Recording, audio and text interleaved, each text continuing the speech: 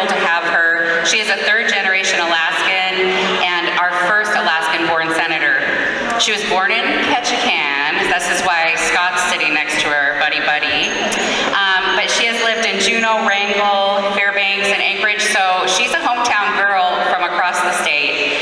I also want to just recognize and thank you for all of your support in getting the PVSA waiver. That was incredible, and getting crews back into Alaska.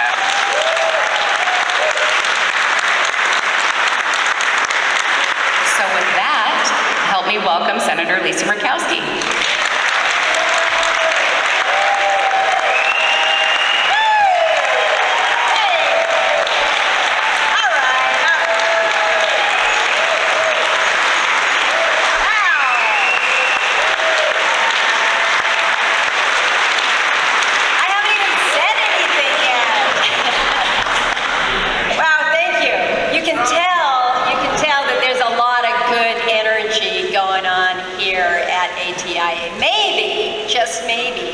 Because it's at the end of the season. And you all can just kind of like take a deep breath. I mean, I'm telling you folks, it's 3 o'clock in the afternoon and you're serving beer.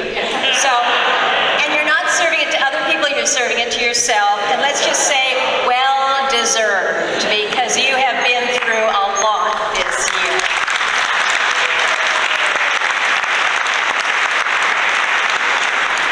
So I'm glad that everyone can be here in Sitka and just convene in a space that feels good, where there are lots of stories that are going to be shared.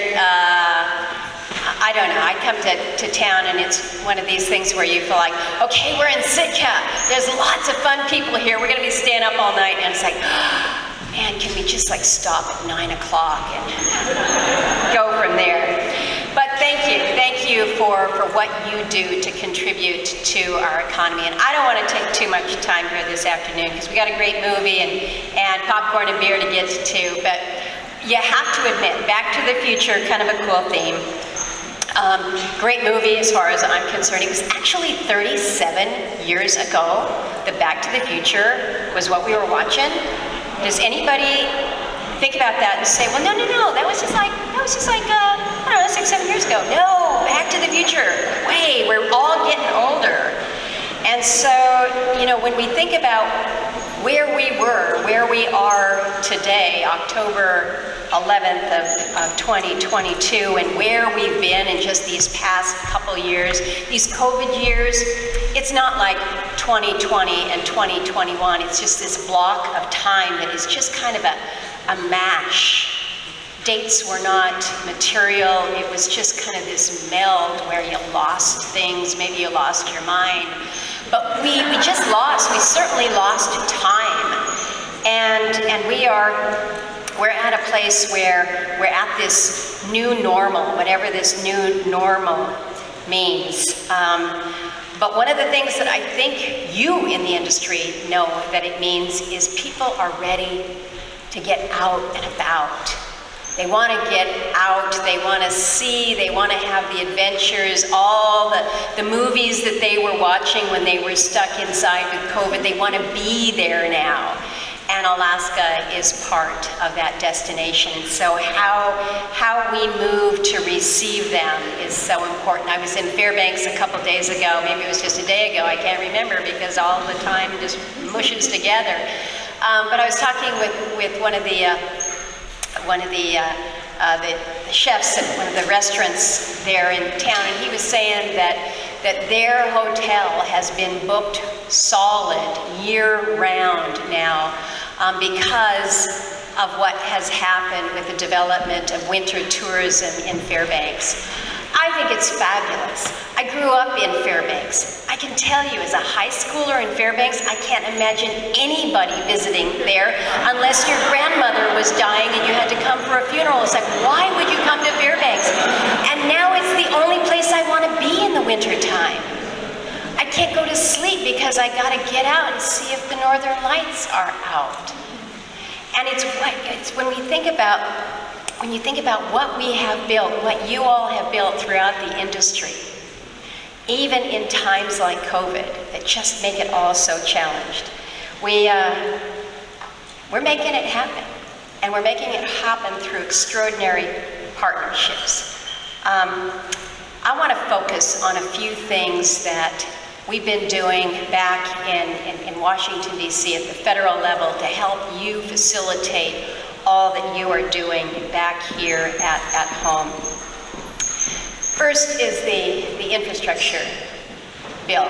You know, when you think about infrastructure, you don't necessarily think about the tourism sector, but quite honestly, if you can't fly in, Alaska Airlines isn't going to be able to get you up there. If you can't pull up to a dock, all the cruise companies, you know, we can put good ships in the water, but you've got to have the docks, you've got to have you can get buses so that Peter can move his folks around on the buses there, but you got to have roads that are reasonable, and everybody wants to be able to flush a toilet when they go to the hotel. So it's this kind of infrastructure that you think about that's pretty basic, but so essential to the experience that goes into our tourism sector. We're about $2.4 billion now that has been announced or awarded to recipients in Alaska for roads and bridges and airports and ports and wastewater systems and broadband and energy projects. And there are some people that are suggesting that, you know, this is too much money. It is a lot of money. And you know what? It's an investment in our future, and we will not have a future without broadband. We will not have a future without the ports and the harbor and the water and the wastewater. We will not have a future that is competitive if we are not in the mix with the rest of the country that, hey, by the way, had this stuff built a long time ago. So I'm proud of what we have been able to do with just that. Think about just the broadband initiative itself. Right now, we're about, I asked for the number this morning, I think it's like $427 million that has been awarded in various programs around the state. There was just an announcement, it was in the ADN yesterday or today, about $100 million that's going out to the Bethel region. But everything that does to make everything in that region better. It's telehealth. It's what we'll be able to do with education. It's about our businesses being more competitive. And so how that has been facilitated is really, really extraordinary. I know that so many, we're sitting here in Southeast, but we recognized that all the many people that come up on the ships, everybody ultimately wants to get out to see Denali. And Denali's got a little bit of a problem with that road, and the $25 million that we got in the infrastructure bill is just, it's like one dump truck load of fill practically, given what that road has seen with the sloughing. And this is going to be a hard project, and it's going to be an expensive project, and it's not going to be done as quickly as we would like to see it done. But we're addressing it, we're moving on it, and we're going to make sure that it's going to be safe, because that's what we need for that experience. But when you think again about all that is yet to come with the infrastructure bill, people started to panic a little when I think they saw the first monies come out and realized their project wasn't on the list. This is year one of a 5-year bill, so just keep that in mind. We're not even 20% of the way through the funding here, so we're improving on the programs that we've set up for FY23. We're going to improve on them, but this, at the end of the day, is all about the infrastructure, the facilities, the utilities that they need.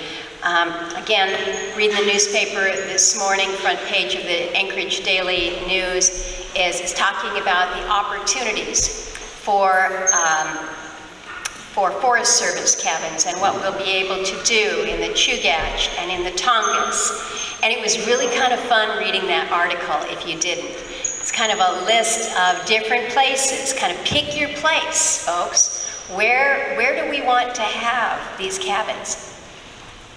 This, I'm going to tell you, as a girl from Ketchikan, a girl from Southeast, this is one of those initiatives, in addition to the Alaska Marine Highway System and how we're going to save that. This is one that's kind of personal to me, because I've been out to some of these public Forest Service cabins that we have. And to know that what was happening within our Forest Service system was they were being taken down either because they weren't being used or because the maintenance was just too much.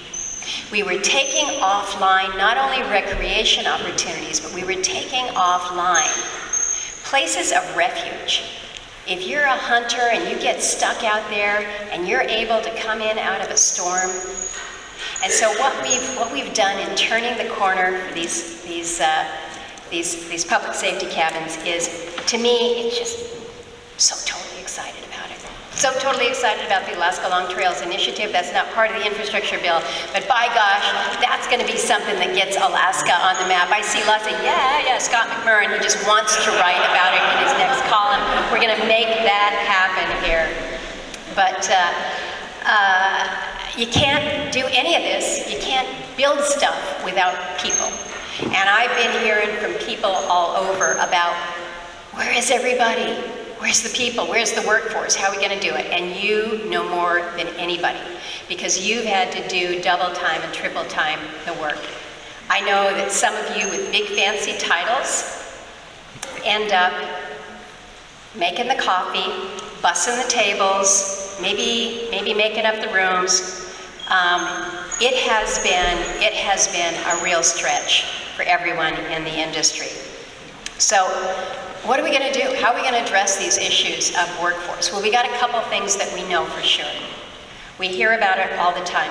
One is access to housing, and the other in so many of our communities is access to child care. We ought to be able to figure these out. Child care should be easier than this. You know, we've got an opportunity to do more when it comes to the Child Care Development Block Grant, what we can do more on after-school programs. But when you think about it, if you've got a parent that can't figure out how I'm going to be able to do the job and to deal with the kids, you make choices, and that moves you out of the workforce. The housing is a little bit more of a challenge because it is all over our state. Every community that I go to, it is housing, housing, housing. So we got to be creative about how we're putting some of these solutions to work. I have keyed in on a couple different things, whether it's efforts to address some of the long-term homelessness issues that we have and our social service needs there. But what more we might be able to do through congressionally directed spending, what we can do to bring up housing stock when we plus up the Indian Housing Block Grant for the first time in 20 years. Haven't done anything in 20 years with Indian Housing Block Grant, getting Nahazda through. So we've got work to be doing there. I know that the industry relies so heavily on seasonal and migrant labor. You've got no other choice here. But we've all had challenges, because you call me with the J1 and the J2 programs. You know, there's all kinds of reasons out there. You can blame the pandemic. You can blame the fact that the embassies aren't adequately staffed. But the reality is we've got a system that isn't working. And so how we are able to address this. I'm Secretary Mayorkas, who's head of Homeland Security, is actually coming through the state next week. I'm going to have coffee with him. This is top of my list to raise with him. So now back to the future.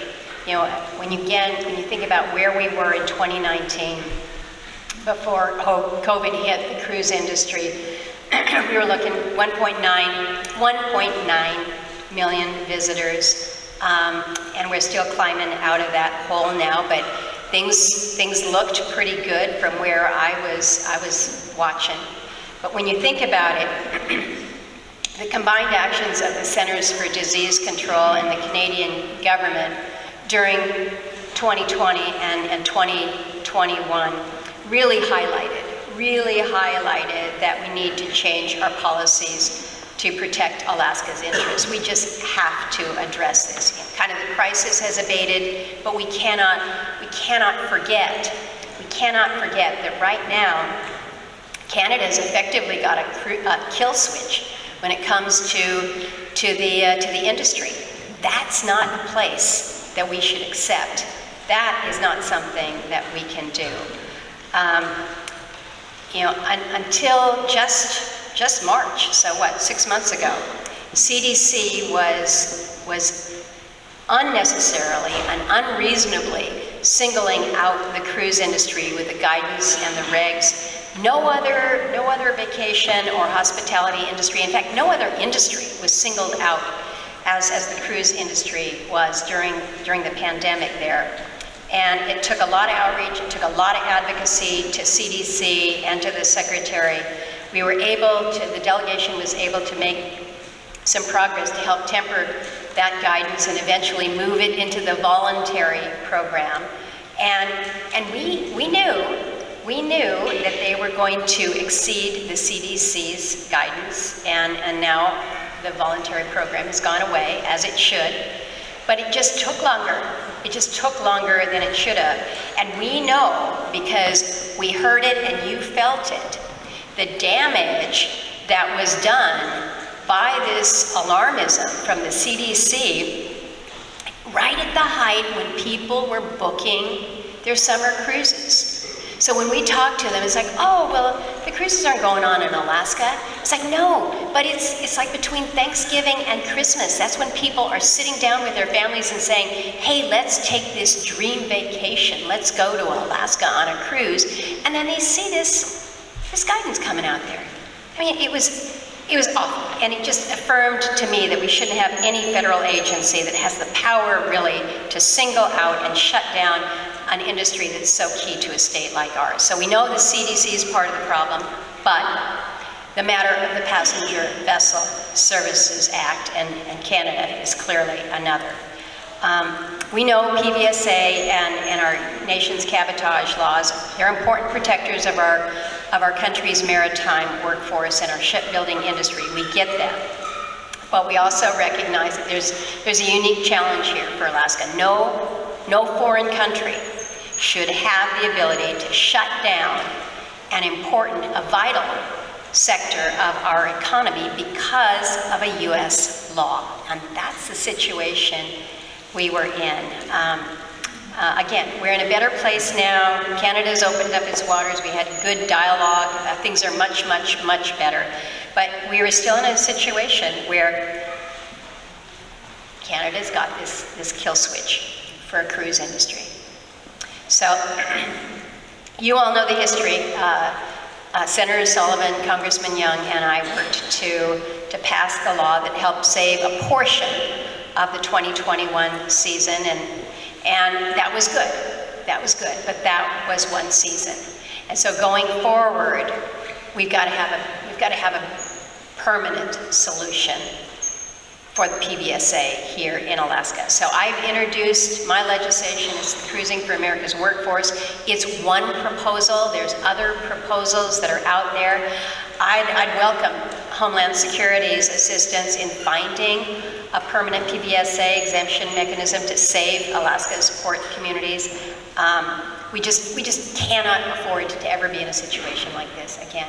And it may be that, not going to be for 100 years, but you know what?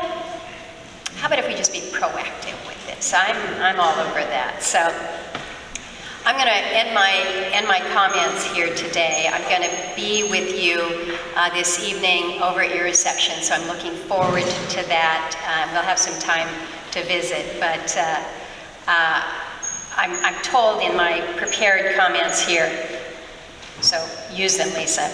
Yogi Berra once said, "The future ain't what it used to be. True statement. I love Yogi Berra's comments, right? I think we all know what he meant by that, but I truly believe the future is really extraordinarily bright here in Alaska, and it is because of people like you that are in this room and around the state. And I just want to share with you the pride that I have when people approach me in airports or as I'm traveling around, people from outside the state, and they're gushing, they're falling all over themselves to say, oh, I went to Alaska, it was so amazing. And then you ask them about their trip. And I always say, was there anything about it that was not good? No, it was just so amazing. And so know that you have given people that opportunity of a lifetime. A trip that was so important and so special that they come up to a total stranger in an airport to say, your state is so amazing, and it's because of what you do to make these people feel so special. Thank you all. We're going to have a great 2023.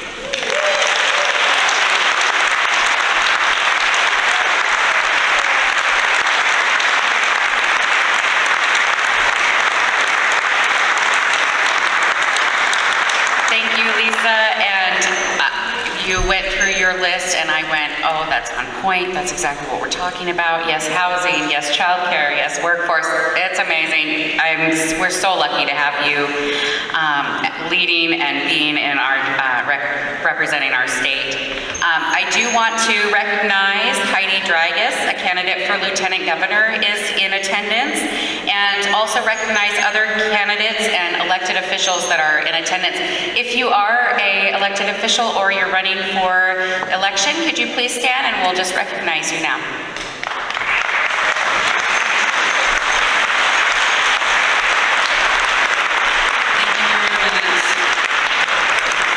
Next, we will have some words from our U.S. Senator Dan Sullivan. He isn't able to be here, but he did submit a video for us, and he has been with us since 2015, so he's been a part of a lot of what Lisa had just shared. So here's some words from Dan Sullivan.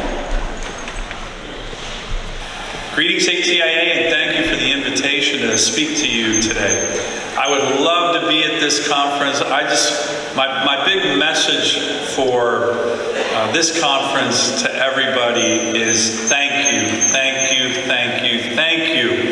You know, whether it's Sarah Leonard or your board chair, Scott Haverstead, the leadership of our tourism industry or travel industry has done a remarkable job over the last couple of years. And let's face it, this has been a really challenging time for all of us in Alaska with the pandemic. But I think few industries, few small businesses were hit harder than those in our tourism sector. You know, looking back, there were some pretty challenging times, some pretty dark times. But again, I want to thank all of you on being on the front lines and getting us through these really, really difficult last couple of years. We were honored to work together with so many of you. We heard your concerns. We tried to address them in a number of ways. And it's great to finally feel, and I think hopefully we're all feeling, that we're finally turning the page on COVID-19 and getting our tourism industry back on its feet. I also want to thank you for what you do for our economy. You know, prior to the pandemic, the numbers were close to 52,000 jobs. 1 in 10 jobs in Alaska was related to your industry. Now, I certainly hope that we're getting back to that number or maybe even exceeding it, but you've done such an amazing job of being a bulwark for economic stability when other parts of our economy, particularly the resource development side of the economy, go through fluctuations. So thank you again on that and all the hard work you've done. And so much of the tourism industry is driven by small businesses who do an exceptional job. So where are we today? Well, It's a lot better than where we were a couple of years ago. Some of you might remember last year we all worked together, Senator Murkowski, Congressman Young, and I, to pass the Alaska Tourism Restoration Act. That was needed because our friends in Canada weren't being very friendly with regard to the ability of cruise ships to stop in Canada. So we said, all right, we'll pass legislation to skip Canada. Some Canadian officials read about this. They said, fat chance that's going to happen. Well, I think they threw down the gauntlet for the Alaska delegation, and we did make it happen. Again, with all of your support, that was needed.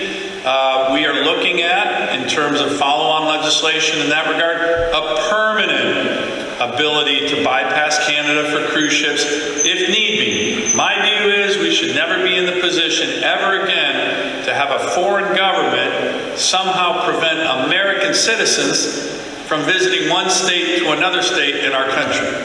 Shouldn't happen. We're going to keep working on that, and I think we don't want to be over a barrel again when a country, even a good ally like Canada, doesn't want to cooperate with us and threatens the life of the Alaskan tourism again. You know, another area that you guys, Sarah and many others in the leadership for ATIA have helped us with is my Visit America Act. This is legislation that a number of you helped me and my team work on that's going to do a whole host of things, focusing on getting the levels of tourism, particularly tourism in places that aren't the big cities, New York, LA, for America, to increase those numbers and have a strategy to do it. The other thing my Visit America Act does, which by the way just recently passed the House and is moving pretty in a pretty good way in the U.S. Senate here,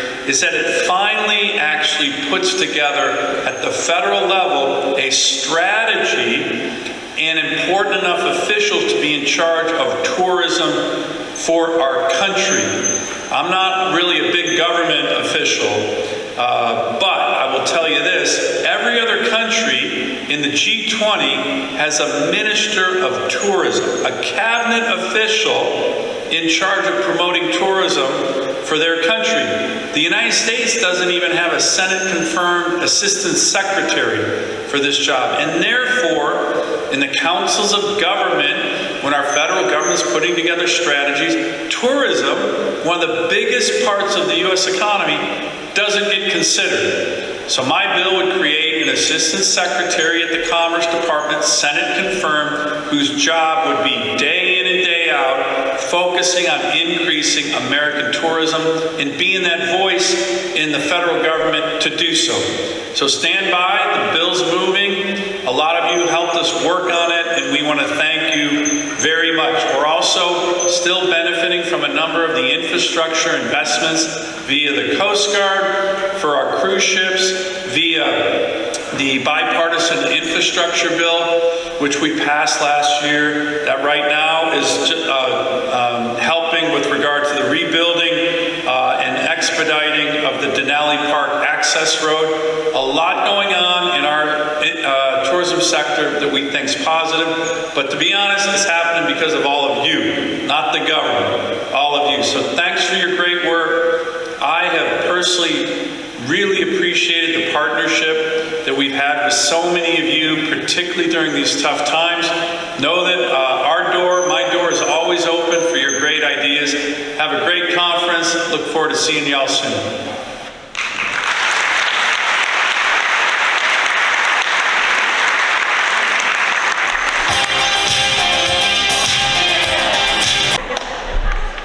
I don't really want that as my walk-up, honestly. Again, I cannot dance, but thank you. You know, the state of Alaska is truly blessed to have two amazing senators that are doing amazing things for us each and every day. Can we get one more big round of applause for our senior senator?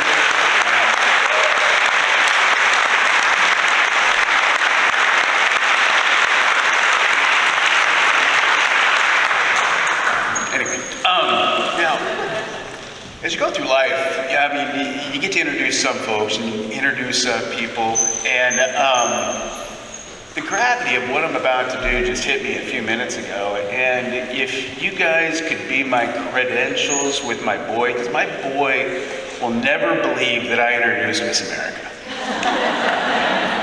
And so, Emma, I look forward to meeting you. I wish I knew you better so I could make up your bio like I did Commissioner Sandy, but I'm going to read it out of respect for you. Emma Boyles is from Anchorage, Alaska, and currently resides in Phoenix, Arizona, and continue her studies in biomedical science and vocal performance at Barrett, the Honors College at Arizona State University. This is going to be a big word. You're going to have to tell me about it later. I'm married to an English teacher, and she's going to be mad at me that I destroyed it. But having dermatilloma and acne herself, along with a strong passion for helping others, the course of study, biomedical science, and a preliminary degree to medical school with the goal of becoming a dermatologist. Not only is Emma the 100th anniversary Miss America, she represents the Korean American community as the first Korean American to earn the job of Miss America. Emma has earned over $110,000 in scholarships as a local candidate, Miss Alaska, Outstanding Teen, Miss Alaska, and Miss America to further her educational goals. In addition to her social impact initiative, Building Communities Through Special Olympics, Emma also speaks of having ADHD, which she calls her superpower. ATIA, can we give a warm welcome for Miss America, Emma Boyles.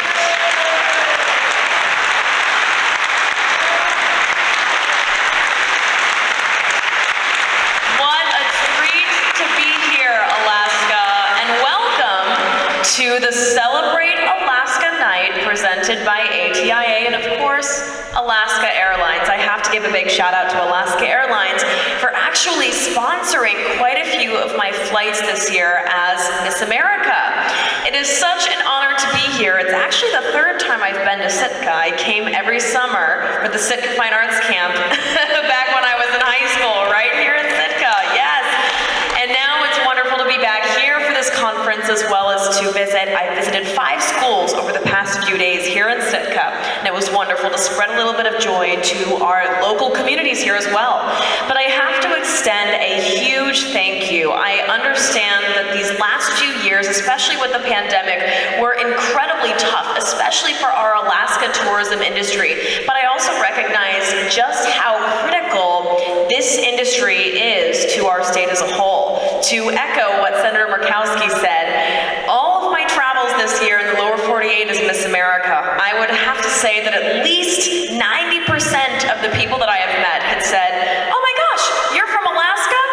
I went on a cruise to Alaska one time." Or they'll say, "My aunt's best friend's sister's son once went on a cruise to Alaska." And I think that just goes to show the impact that this community has on the state of Alaska and our entire country for that matter. I'm so grateful that because of what you do, we're able to share the beauty of the state of Alaska to so many people around the world. Again, I really can't emphasize how many people I've had tell me that they've been to Alaska on a cruise before. But I think that it's such an incredibly important aspect of our community here in the state of Alaska, and I know that every Alaskan, whether or not they're involved in the tourism industry, can attest to just how incredibly important you are to our communities. I'm very excited to introduce the film that we will be watching today, and I have to admit, this is going to be the first time that I've seen it, and I looked it up online and I saw that it had an 88% on Rotten Tomatoes, which is actually a really great score. So I'm so excited for all of us to watch the Alaska Nets film, of course, presented by Alaska Airlines. And again, thank you ATIA for having me.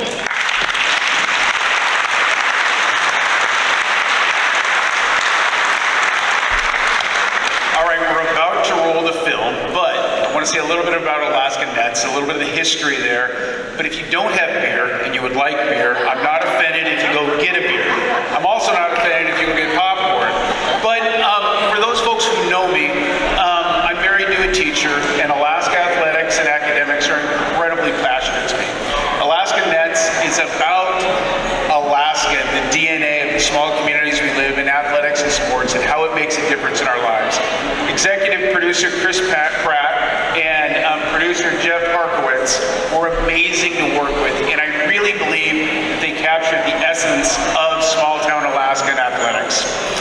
This film, one thing that we did that was unique, it was produced coming out of COVID.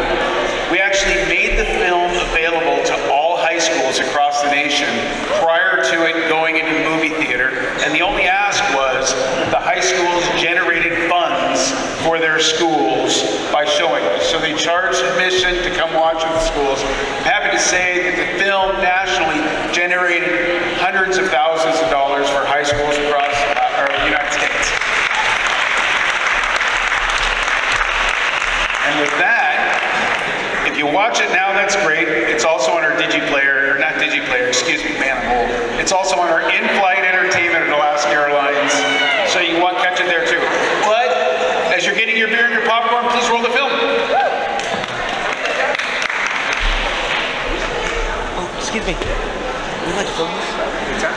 Are we allowed to film this? Yeah.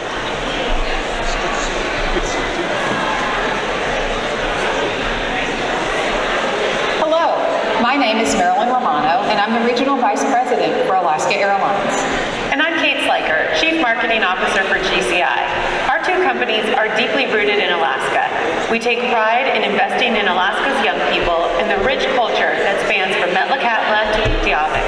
We see education as critical to Alaska's future. We put a priority on working with schools and community partners, and together place a high value in seeing young people first complete their education, and if they want, pursue academic and athletic competition. At Alaska Airlines, we like to consider ourselves the school bus that takes you where you need to go to compete.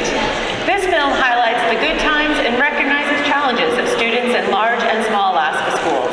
It celebrates the connection we have to each other and the drive, discipline, teamwork, and commitment it takes to succeed in sports and in life. You'll meet Danny, DJ, and many other Alaska neighbors who are members of the Metlakatla basketball team.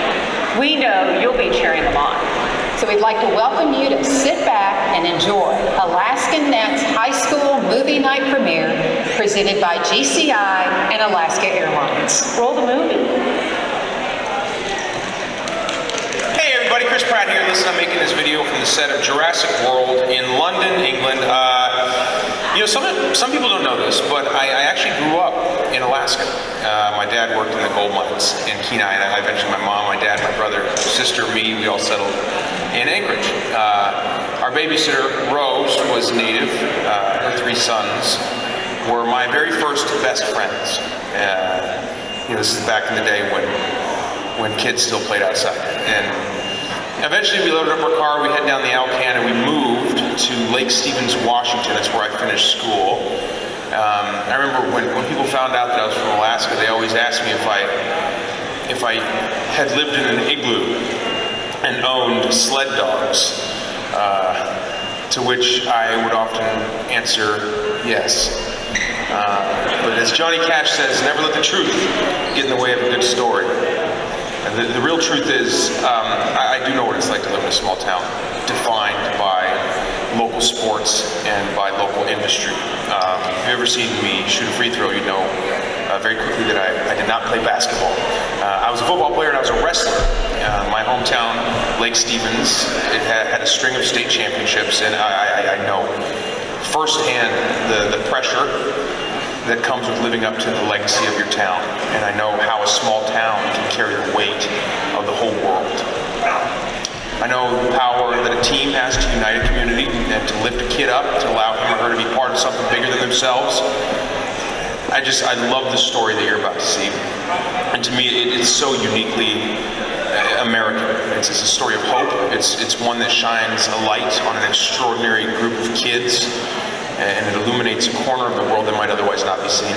And I'm excited to present Metlakatla to the rest of the world. And, if we look around, we see that we're going through a fairly dark period in the world. I believe people need stories like this. And there's stories that they don't shy away from hardships, the hardships that we face every day, and ultimately uplift us and inspire us to persevere and to never lose hope. It's my absolute pleasure, it's an honor to present to you Alaskan Nets.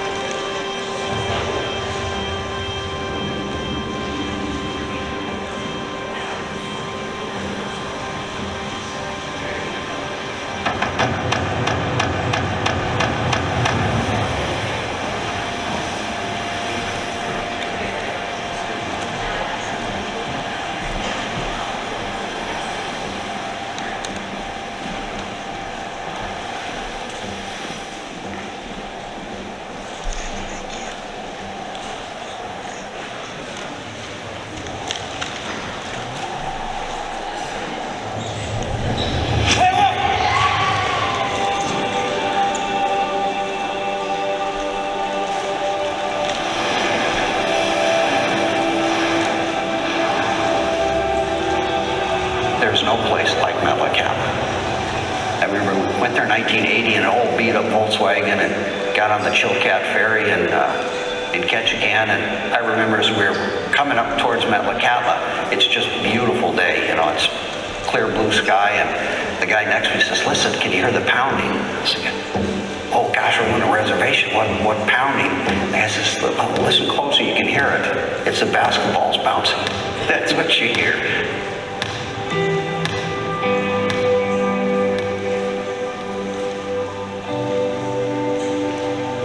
We're a very small, very tight-knit community that fishes in the off-season and plays ball all winter. It's just who we are, what we do. Metlakatla just equals basketball. There's a connection between our culture and the court. It's our Friday night lights. It's our Christmas, our Valentine's Day, all those same emotions that we get on those days, we get watching or playing basketball. We know what comes first. Yeah, the good Lord and our family. And then the hoop, and then all the glory. So yeah, it's right in the DNA and right in the blood, brother. Yeah, don't mind me getting excited either, because you really don't know the passion behind it all. It's more than a game. It's that sense of who we are. It's a sense of being the Sipshian team. Hooah! Your grandfather played basketball. Your father played basketball, and we're gonna play basketball. This town is way overdue for a championship, way overdue for a great season and a great team. We're stuck in some turmoil that won't get any better without that title. Nothing else matters.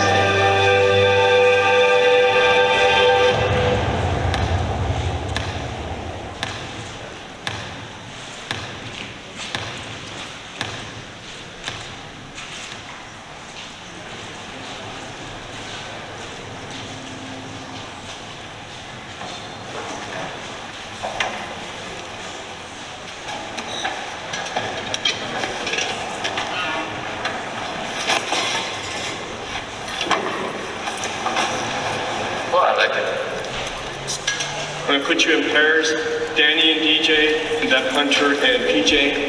As you're doing stuff, you don't think about it, but you're actually breathing a lot heavier. So constantly check your air. Kobe's trash. Kobe, what? Kobe only has 5 rings. He needs 6 to be good. Yeah. So you're saying Allen Iverson is trash, my friend? Allen Iverson's good, he's freaking unbelievably good, man. Yeah. Dude, this chicken's weird, man.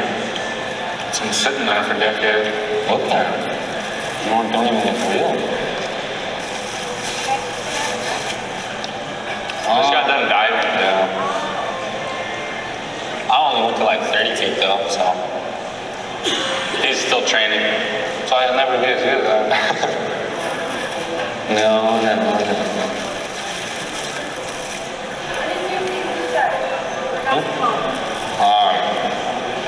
Like a month and a half? Yeah. This year is the year. Got it.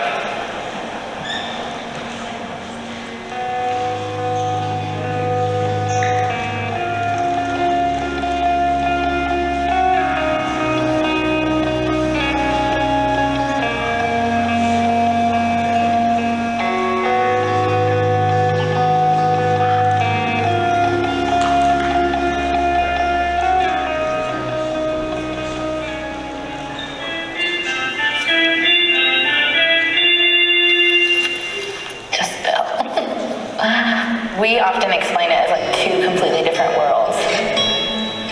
In my PE class, we'll go hiking, and I had just started getting into grouse hunting, and we hear one at the top of Yellow Hill, and that student instantly like perks up and then just runs off. All of a sudden you just see him like going around like this cliff looking for one, and then he runs back up and he's like, I found it. I was like, okay, well I'm gonna go up there and I'm gonna get it after school. He's like, no you're not. He went in 30-minute lunch break, went, shot it, came back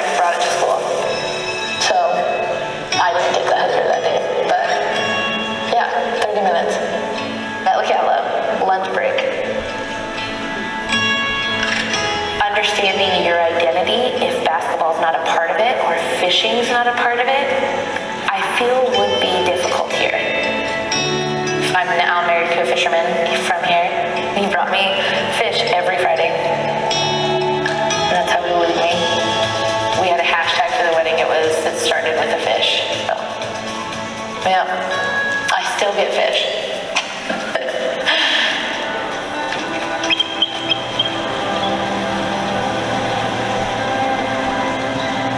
We are a fishing-based community, whether it is for commercial or whether it's for subsistence.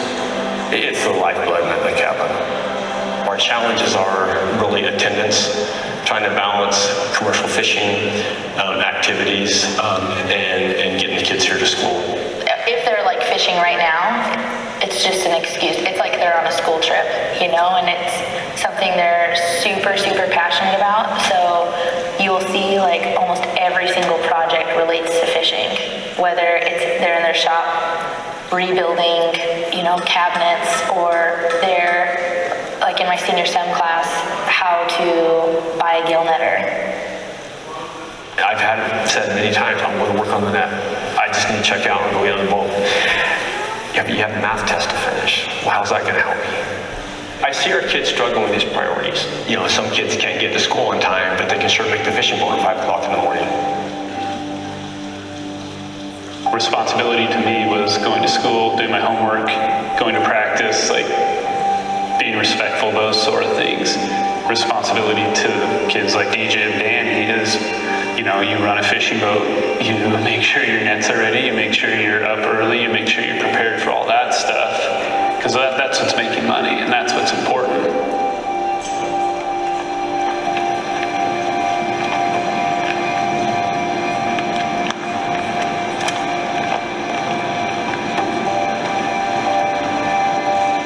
My name is Desmond Ashton King Jr.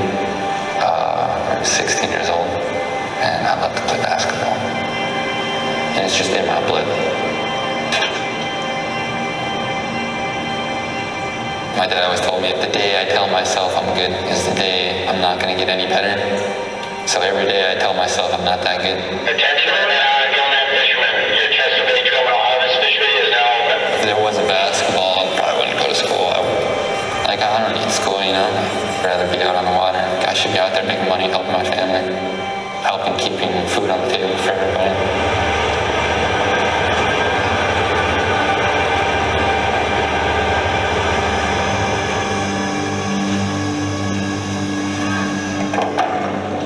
My name is Danny Marsden, and I'm 18 years old.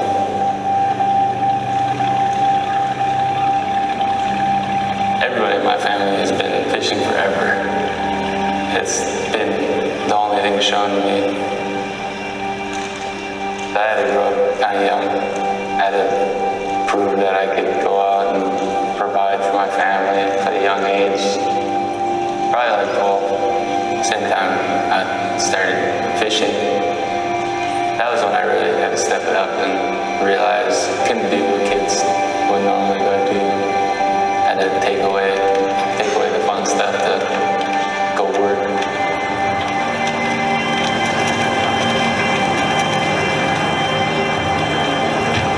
DJ is my brother because we got the weirdest thing. His dad and my mom are brother and sister. And my dad and his mom are brother and sister. It's like, he's my rad, man. What we have, nobody else will ever have. We're gonna be pretty tight until we die. Our graves are gonna be right next to each other. Guarantee you. In middle school, they're like, this is what I'm gonna do. I'm gonna be a fisherman. I'm gonna be the top dog. It's like, all right. Do you know what that looks like? What if the fish aren't there? What if your net breaks down? God forbid you lose a limb. It's just hard to think of like, well, what if, you know? And then the diving thing, it's just, I worry a lot. Yeah.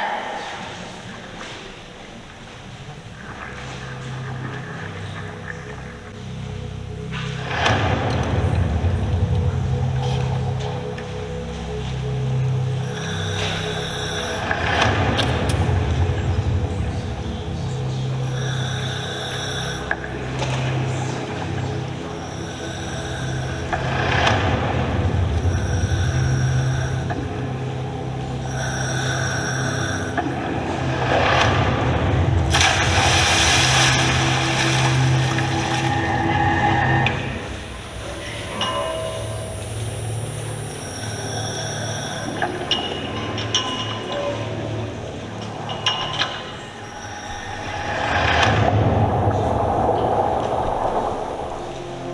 have to be fearless to dive in Alaska.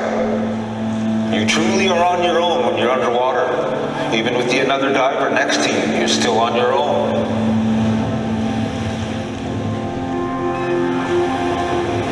The way salmon's been going, you can't carry what you make in summer no more all the way through the year. You gotta keep your boat working, you know, one way or another. And it just happens to be diving for us right here. A lot of guys who dove in the past are talking about coming out of retirement to dive just so they can make money for their year. The outcome's not looking too good. You know, it's going to be a long, tough winter this year.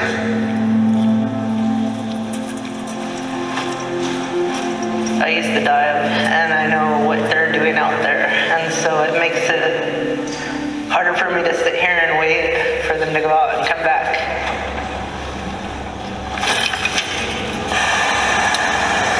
If it was something that we didn't have to do, we had other fisheries, every diver would quit. They wouldn't want to do it. But this is our way of living.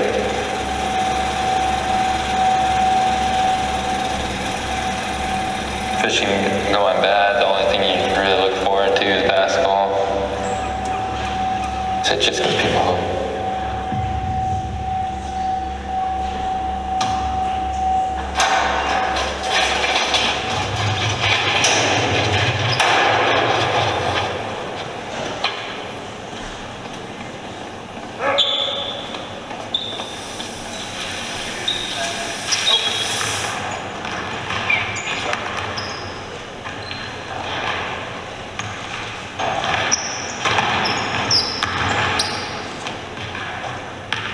Been talking about it way too long out fishing with Danny. Started talking about it, ready to play it. Last year, freshman year, sophomore year, holy crap. Never been more nervous in my life, holy.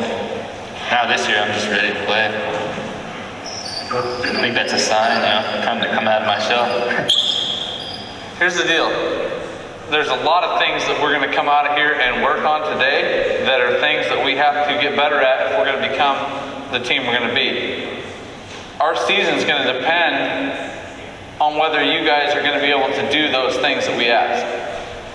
We got a long ways to go, and we need to come to work, and we need to listen to coaches, and we need to bust our ass to get where we want to be. No one's going to hand us nothing.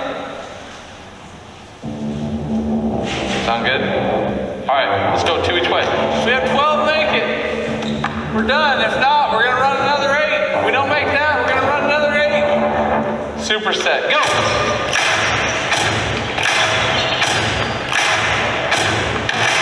Go, bust your ass, push!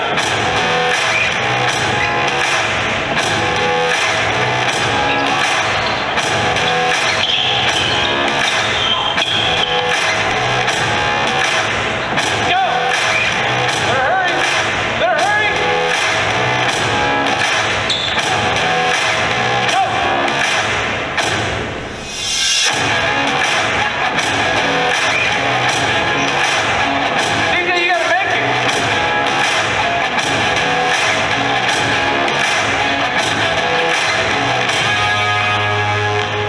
Shouldn't be that dead after running a 16 and 8. 10 guys look like they got shot by a sniper. Tomorrow we're coming in, we're busting our ass and working hard. Everybody has to be at school. One goal. Stand up 3, 1, 2, 3, stay!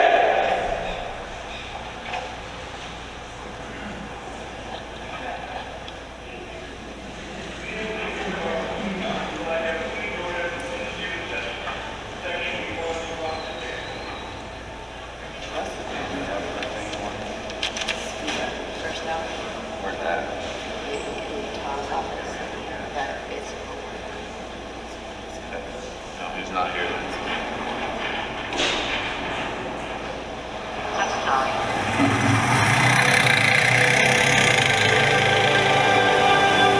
I'm like the town's kid.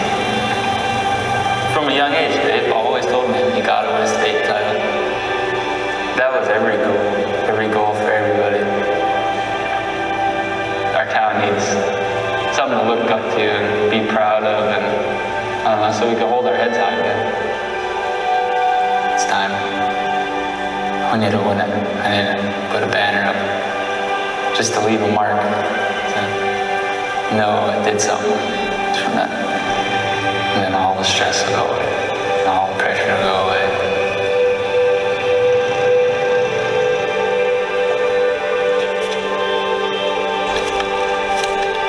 Let's get trucking. My feet are cold.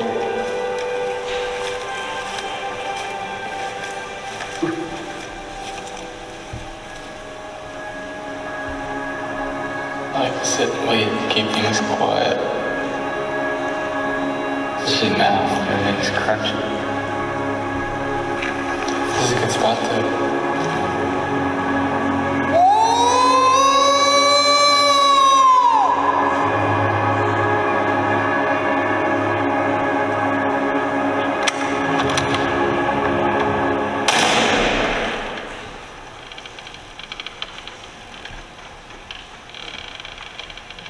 Right here.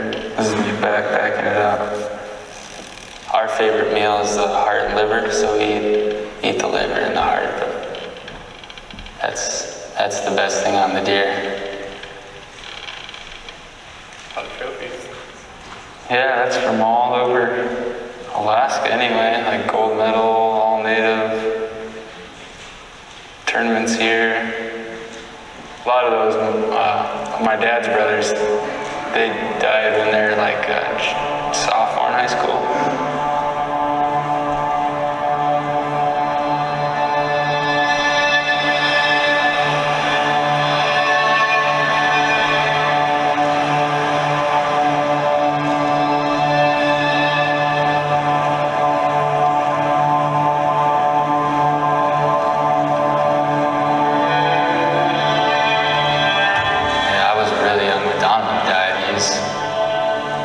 He was a sophomore in high school when he shot himself. He got kicked out of the basketball team. Basketball was a big deal to him. He didn't think he was ever gonna, step foot on the court again, and thought the world was over just because of basketball season was at stake, and got drunk and killed himself. Just goes to show that playing on the Chiefs court is all anybody would ever want. It's all anybody ever looked forward to growing up. I mean, it's the only way out. When Donovan committed suicide, that one was a real tough awakening. I know it totally destroyed our family. And then a couple of years later, we do it all over again.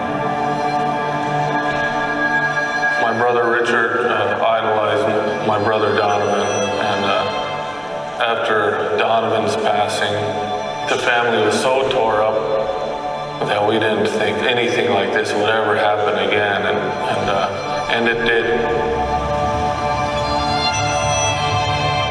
I wrote on my shoe really small, and it says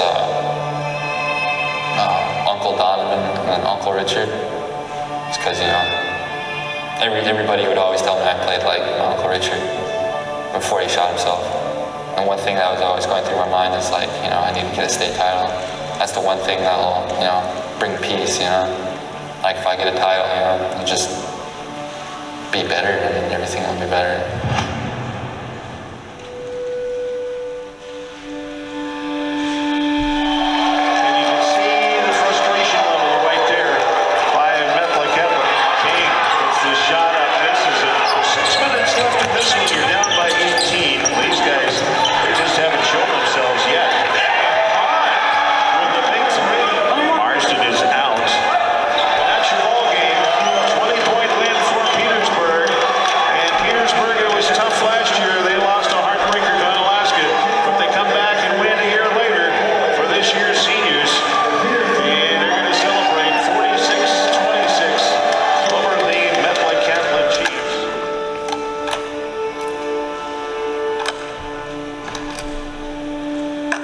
Last year when we choked in state, the worst feeling ever.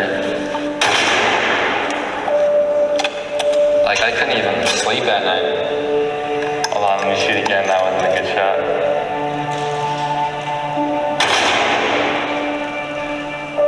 I was devastated. It felt like like a piece of my heart just got ripped out and just thrown on the ground, stepped on. Basketball was everything, and to lose that game, I was like, you know, I just failed everybody. It was just chaos every day. Nothing was good. Nothing seemed to go right. Everybody was getting in trouble for dumb things. It's starting to get scary. Then I got arrested. Everybody was talking trash about us, you know. Saying that we could have did better, saying we could have did this, did that, did something differently. The coaching was bad, you know. Yeah, they even did a petition to get our coach out of there. Scott, they were trying to get him out of there. Me and Danny just looked at each other. We're like, screw that, man. He's a good coach. Go freaking rip that piece of paper up.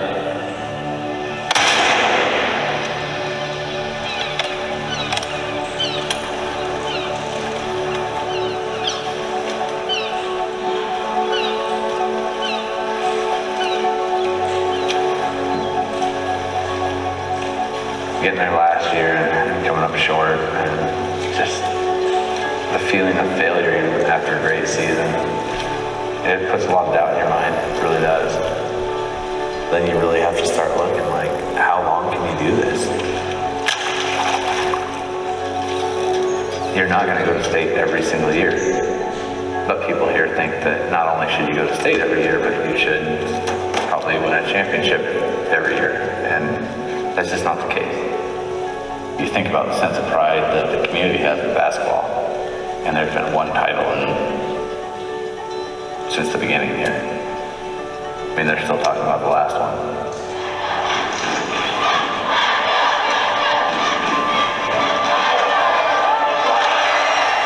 To win it was like a pinnacle of what we were trying to achieve the whole time we were playing ball. It was the best this town ever felt. Of course, everyone thought after we won the first year, oh gosh, we're going to do this year in and year out. We're a powerhouse.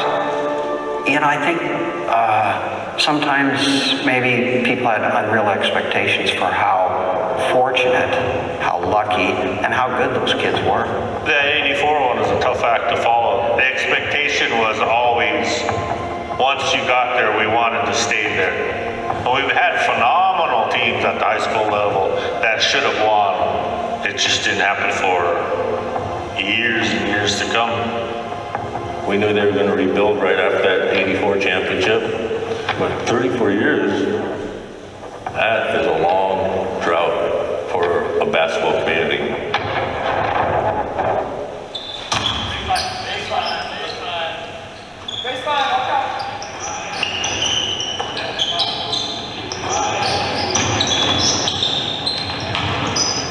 Now I'm going to call out plays. I'm going to run through plays. Arizona.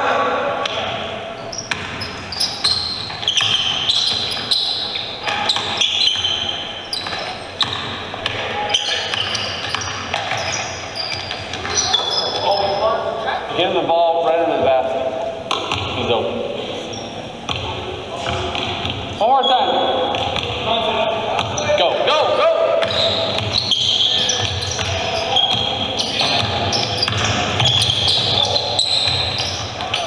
Do it again. I didn't need to give it out. Again.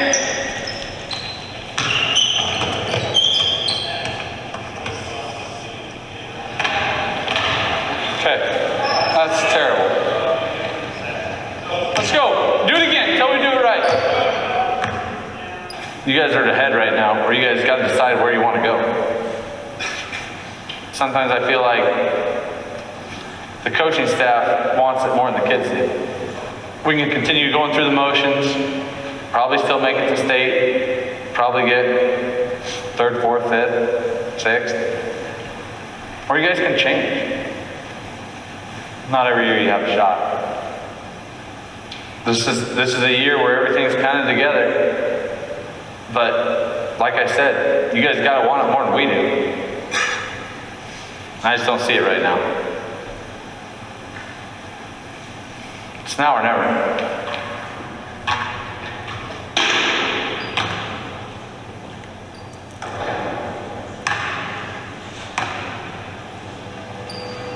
Something that I've always found a little remarkable about DJ, he didn't grow up early like Danny did. You know, Danny was always the show with them growing up. He was so much better than DJ. And, you know, DJ was a talented kid, but he was always in the shadows of Danny.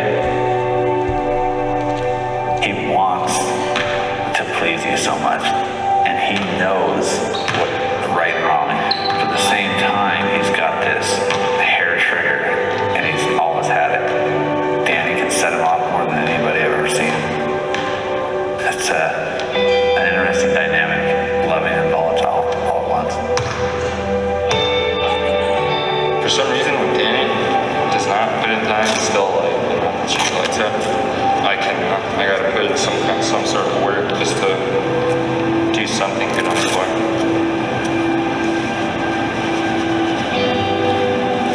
That's alright. To me, it's just all about that W.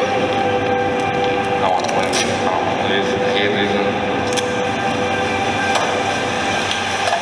Oh my God, it's ugly out there.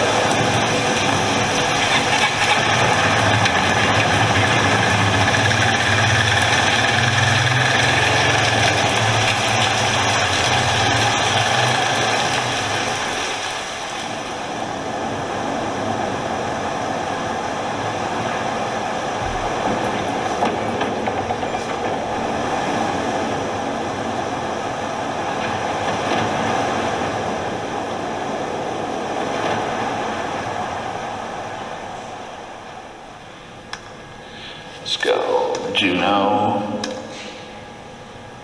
to catch a can. Gets in at 11:30. We play Thursday night in Sitka, and the two flight options are, one of them gets into Sitka at 6:30 p.m., and the other one gets into Sitka at 11:30 p.m. Then you leave Wednesday. We don't have ferry Wednesday. So you fly via float plane, which is pretty much impossible, so we're gonna have to figure something out.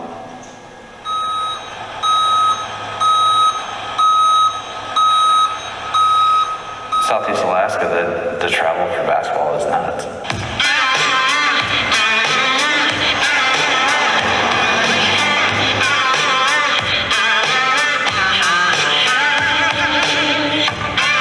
An away game is an away trip. It's not drive 2 hours, play, and come back that night.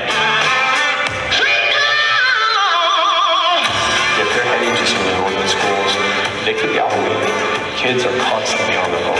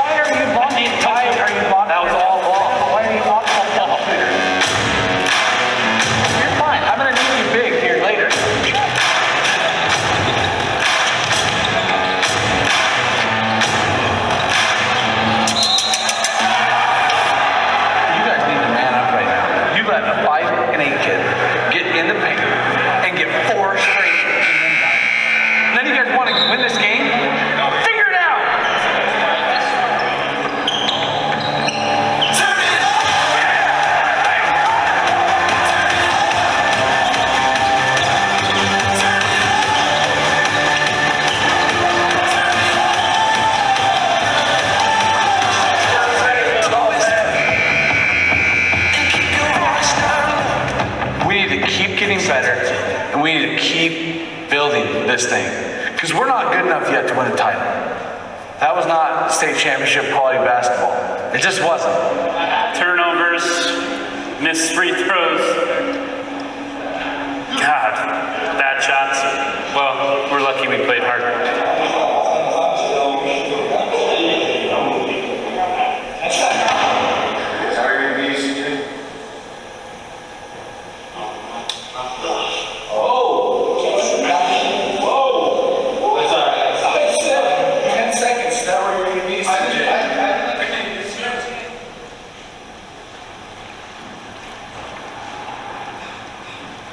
I met with a parent recently who said, don't you understand that basketball is all these kids have?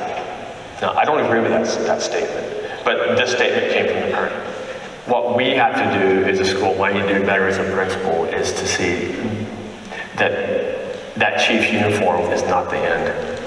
It needs to be used as a springboard to go do whatever you can do for the rest of your life. But right now, kids see that court at the high school, and it could be that's their goal. Once to reach that goal, what's left? I have a student right now, he's falling behind the classroom. We don't want to kill his dreams out on the water, but he's going to want to play basketball as well. He has to earn that eligibility.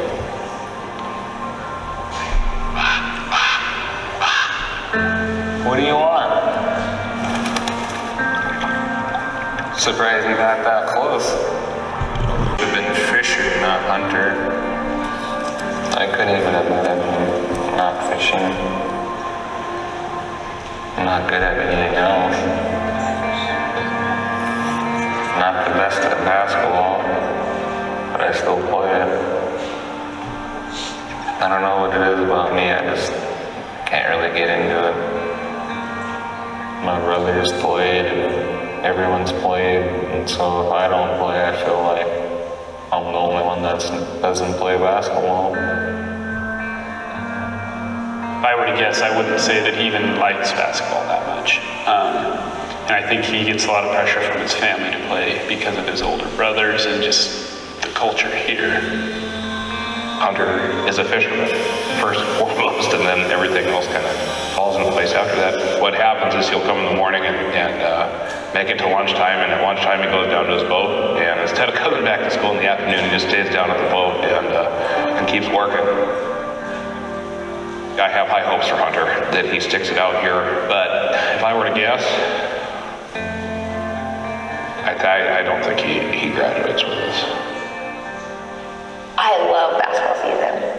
We had a great eligibility check yesterday, so that probably has something to do with it. I would say attendance probably gets better for some chronic young men. You need to make it prettier, sir. Danny is a rare breed. When you sit and talk to him, you see obvious purpose. You see obvious goals. It's just hurting my eyes. DJ is, I would say, much more of a firecracker. And Danny is kind of his, like, yang, you know, living in that shadow. That's a hard role for DJ to have to find. For him, basketball is a positive outlet for that at times, right? He's to learn how to use that passion and intensity, or else it's just like a ball of fury, you know, just inside and not really knowing which way to go, and it can sway really fast. We had this issue last year, correct? It wasn't great. I'm back. Not even about the house this year, and I'm getting one. God. I'm about to find out if I get to play them. What's going on with DJ? Mr. Brown came in to bring my jacket. He was like, put it on. And I was like, I don't need to. And he was like, yeah, I wouldn't wear it with those pants anyways. And was like, just being really rude. And as soon as Mr. Brown was leaving, he was like, oh, I guess it's in here because you're going to get fired anyways. And I'm like, you're not even in my class. I asked you to follow the rules. Why are you attacking me now? I want to see change. Yeah. I don't think we should be having issues. Agreed. So. DJ, you got a minute? Let's walk outside. Look, this stuff has got to stop. Okay, we had the same issue last year. So here's the deal. Okay, it's like last morning with this. Okay, if Miss Jones, if you are disrespectful to her again, it's going to cost you games. Okay, it's gonna cost you the next trip, whatever. I trust you. I trust that you're gonna do the right thing. And then once or twice a year, you do this stuff, and it's like, you just need to shut your mouth. Look, I love you. I believe in you. I believe you'll do the right thing from here on out. We can't have it anymore. I have to have you on the floor. But if it's gonna have to cost us games, which will cost us games. So please just look at it as like, I've been given another chance. Okay? Okay.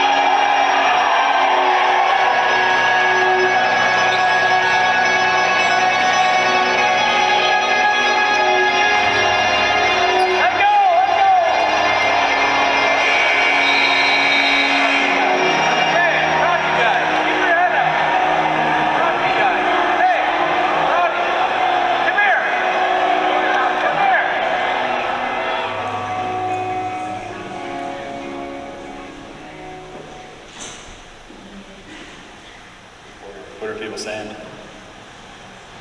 Well, during the game, it was that I'm getting out coached again, and what do I even have a bench for?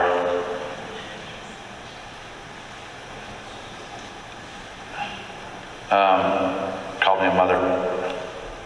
That's fine. The text message from the parents seemed pretty absurd. Like, is that? Oh, that's normal. No, that's normal. The first year here, I had a guy threaten to kill me in a text message during the game. So, this is pretty mild. This mother, I've been called worse. So.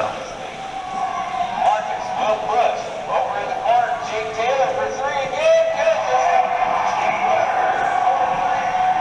Well, you get a guy off the bench heating up like that, you know, Jake looking good. Gosh, guys. Marcus Lee, out on the run, down to Jake Taylor, lays up good. So fast, 18-10, 18-8. Look at that. I'm going to tell you this. When you guys get down, the mentality of this core group is to yell at each other. to blame each other, to try to take the game over by themselves. And it's got to stop. We'll see how you guys respond to some adversity. Okay, it's been something that's challenged this group for a long time. On the basketball court, you know, you got to be family. And look, we win as a team. Pure and simple. I need a big effort from everybody.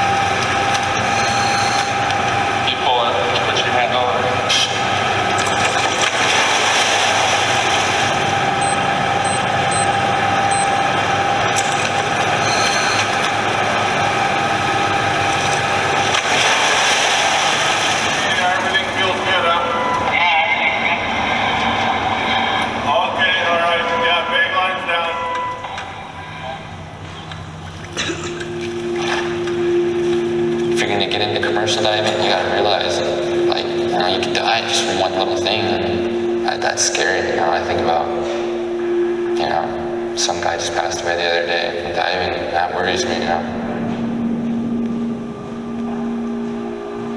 It's not a great phone call, so. When you get those calls, like, what's the kind of thing that goes through your mind? Selfishly, like, thank God it's not Brad.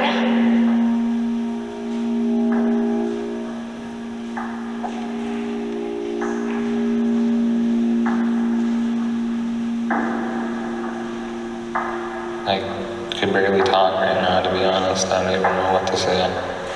I just can't believe it. His name is Brett Clegg. He was a second dad to me. I wish I'd seen him one more time. I'd do anything to see him again. It's just a part of life that we live here.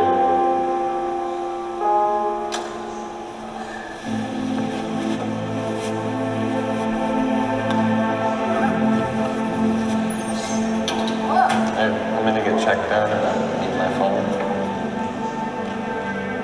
Yeah, I'm bringing my boat out there. So I gotta go get it ready. Yep, follow the hole one more time.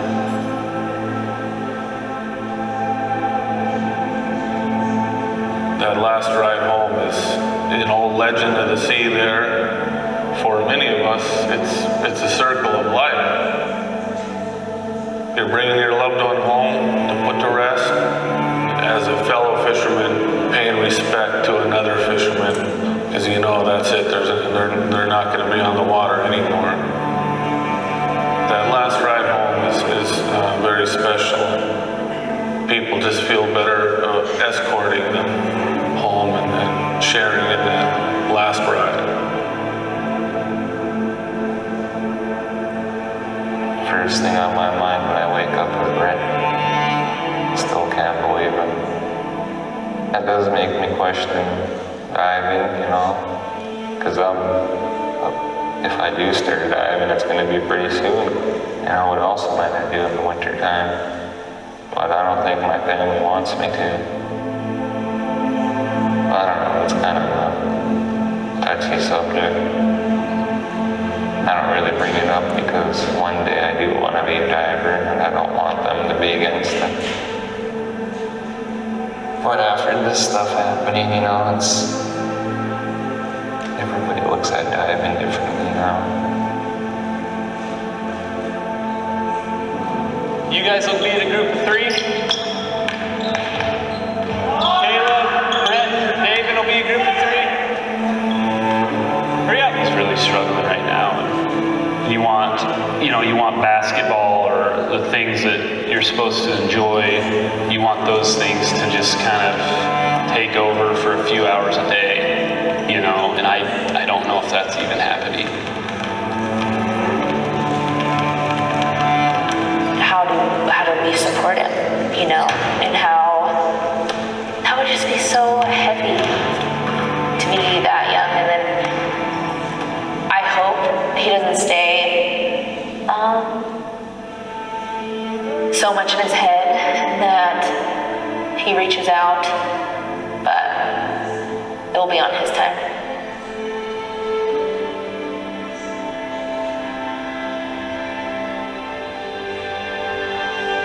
These kids grow up around tragedy. It's just the normal part of life.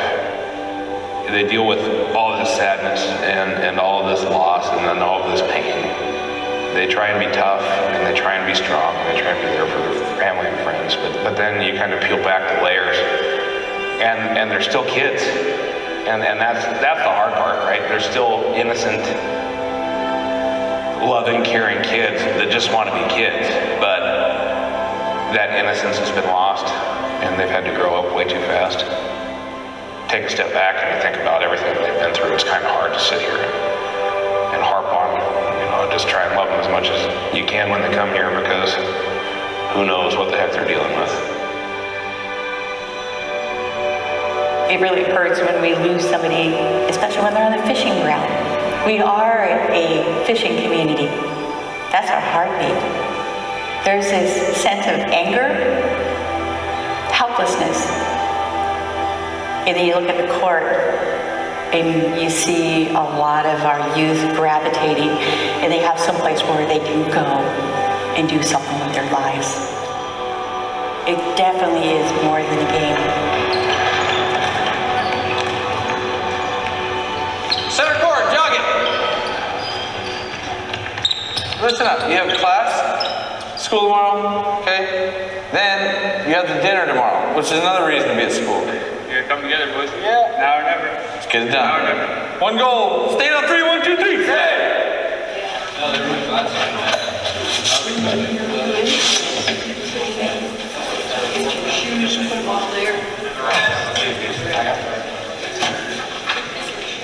Say why welcome.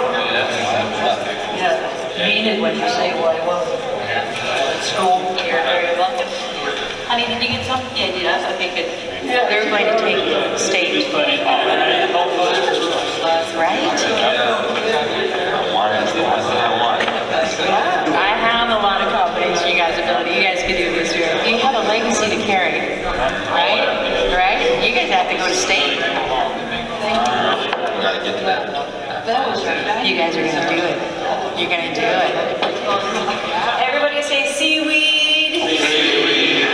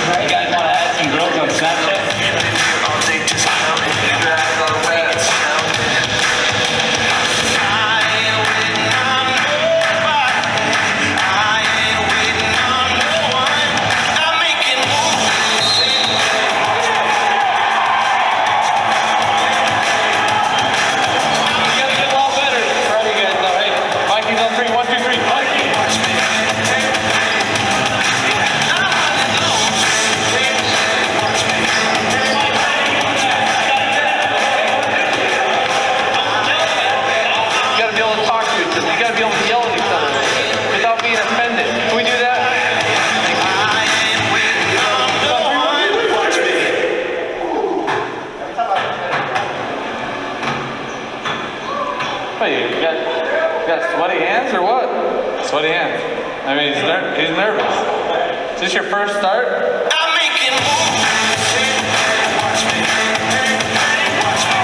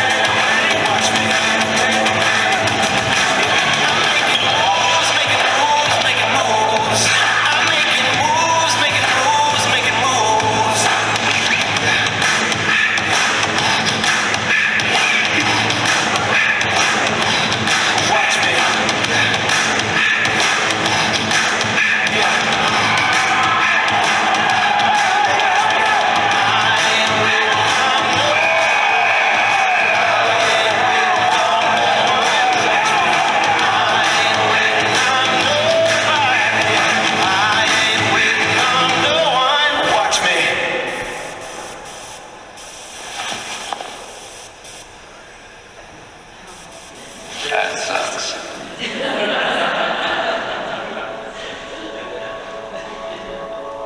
I don't think you ever get used to it. Sleeping on air mattresses and traveling around kind of sucks, but again, the time you get to spend with them is always worth it. You kind of end up having that family with your players because you're with them sometimes 5-6 days in a row, and it's just a completely different dynamic, and it really allows you to kind of instill more life lessons than you could back home. Just the sheer time that you spend together just changes everything. That's the beauty of coaching here, is that you really build a relationship with kids. I'd do anything for any of those kids at any time.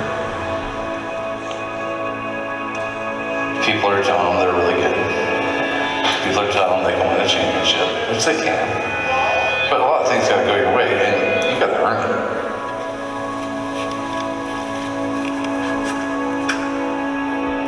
Rise and shine, sunshine.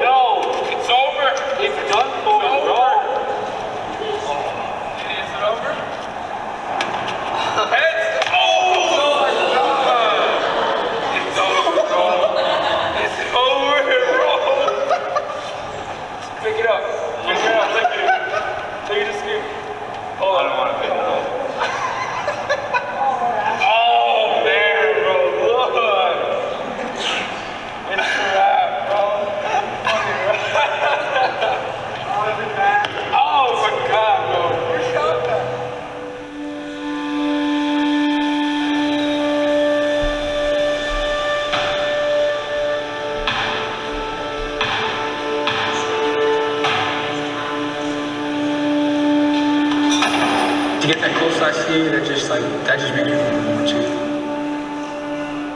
After working so hard like all season, getting that far and not getting it, that sort of like hit me in not an emotional way, but like spiritual somewhat. Like just, I don't know. It didn't make me like sad. Like it made me. It started making me like hate myself. I was like depressed. Like it was rough. Like I never even took the medal that we got from that like out of the packaging. It's still sitting in the packaging. Like in that drawer right there. I'm pretty sure it's me. Yeah. This is the medal that we got. State runner-up 2A boys basketball 16-17.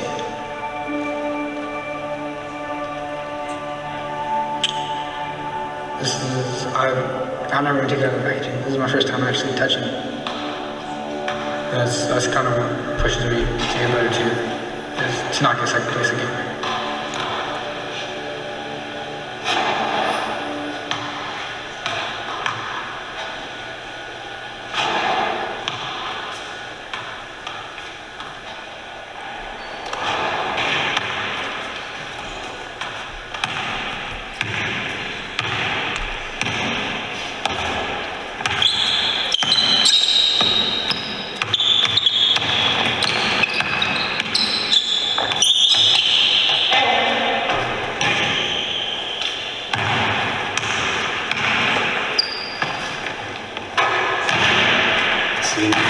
Step up. How many times have you been to state? This will be 3. Did you go to this year? No. You're not going to make the state. Count. Nothing holds you back then, no matter if you're sick one day or not feeling it the next day, you gotta keep playing. Regionals is in Ketchikan. Everybody's going to be there.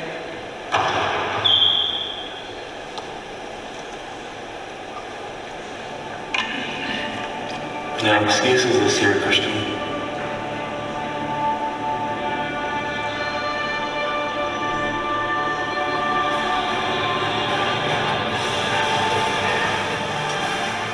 I realize it's senior night. It's a big day for these seniors. Put in a ton of work, and we're going to start the 5 seniors. But this game is by no means a fun fest. No league losses on our home court. Hey, go to work. Chiefs on 3. 1, 2, 3. Go, boys. All right, first up is Christian Hayward. Danny Marsden. Plans for the future. He will attend VIP to go commercial diving, and of course, go sailing.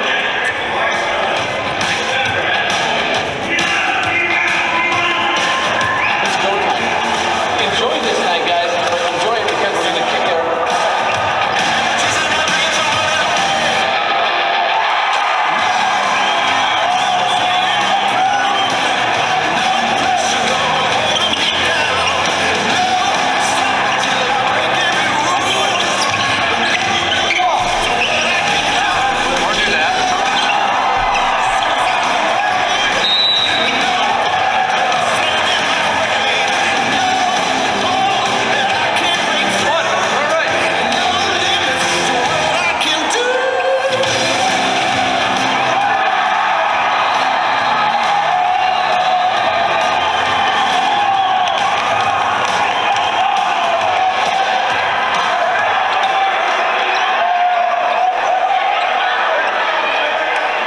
This is the best team I've coached in 11 years, but it is the most fragile. Like, we have the talent to be a championship team. We can win the title. I would say when we play our best basketball, there's probably one team that can beat us, and that's on Alaska. Well, you want to talk about what happened after the game? Well, I think because I need you playing more. Okay? I really have a problem with your coaching. I really do.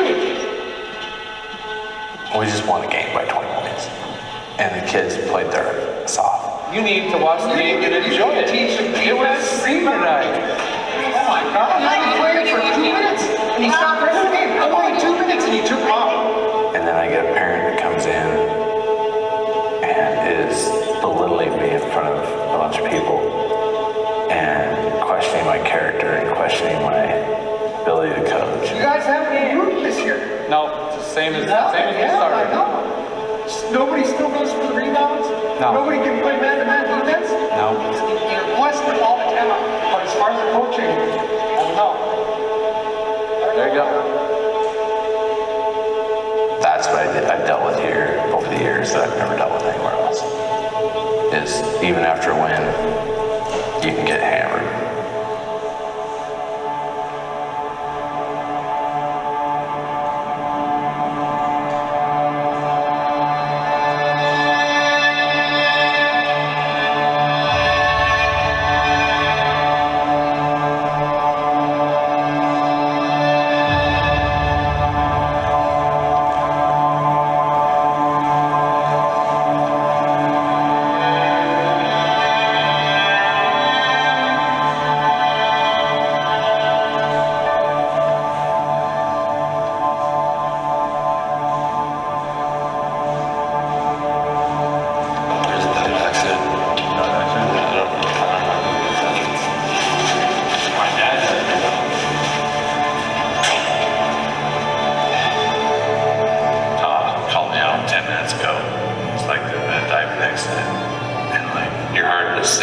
because I have so many,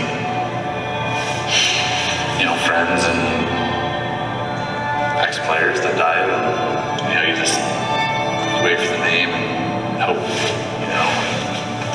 I don't know, even hope, because no matter who it is, it's a terrible loss, but,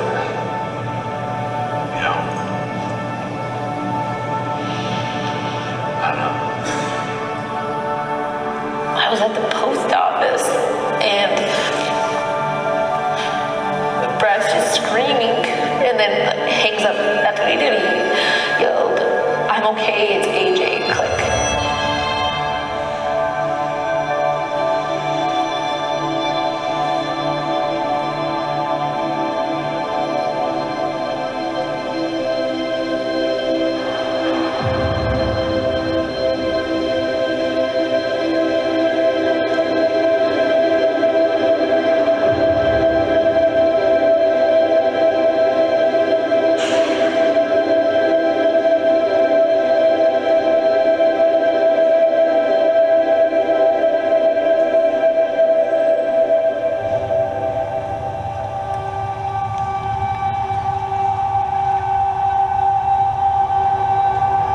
They came over and found him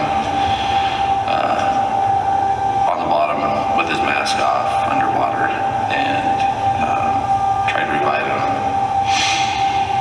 And didn't have any luck. I mean, they brought him to catch can, they tried everything, but he passed away, and he's related to a lot of people on the team. Seems like there's a funeral every month. Yeah. I mean, that touches kids. People are on edge now. And sometimes they can make it more than a basketball game.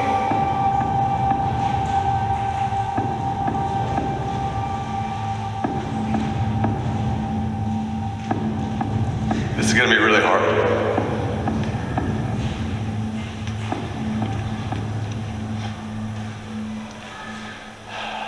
If you spent much time around Southeast, you know that sports, and in my life especially basketball,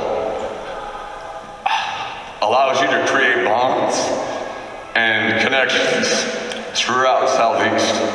And unfortunately, some friends, family in Metlakatla, Monty and Sally, I want to express my extreme condolences to you. They lost their son in a diving accident a few days ago. But we're all family in Southeast. And so what I'd really like to do at this time is I could have everybody stand, please. I'd like to have a moment of silence for Ashton Hayward.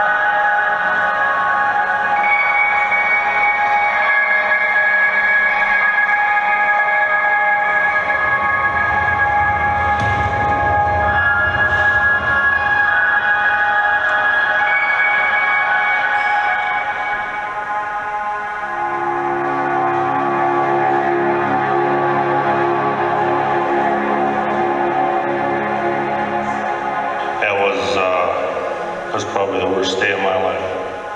It was that day.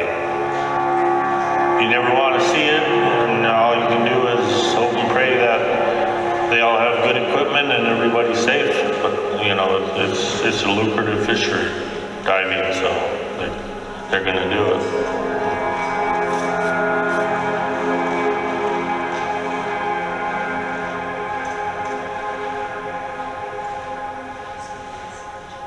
It shocked everybody, brother. Yeah, it did. I don't really have too much to say about that, but nobody wants your baby to go to heaven that quick.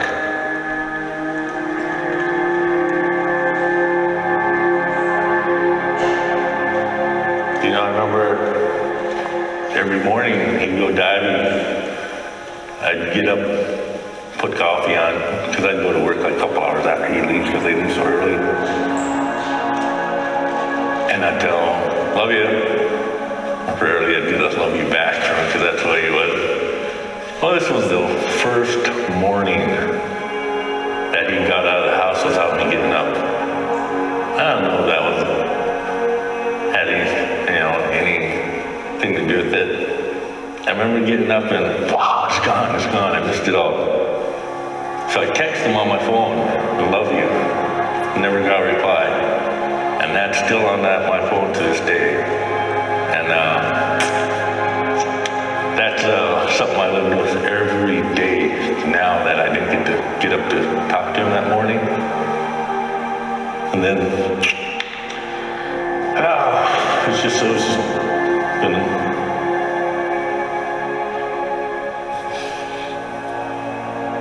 Sorry, I can't.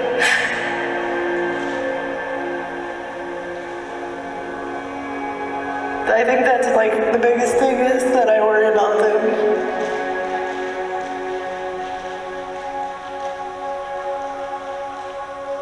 There's only so many, of us.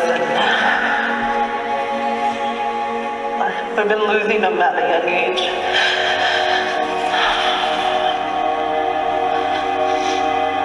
Unless I could have them all back, It's just awful. And it's awful for the families, and that will always be a part of our life. Don't ever want to go fishing anymore. Going out and not having Red and AJ out there. It'll be tough for me, It just sucks. I don't know what else to say about it.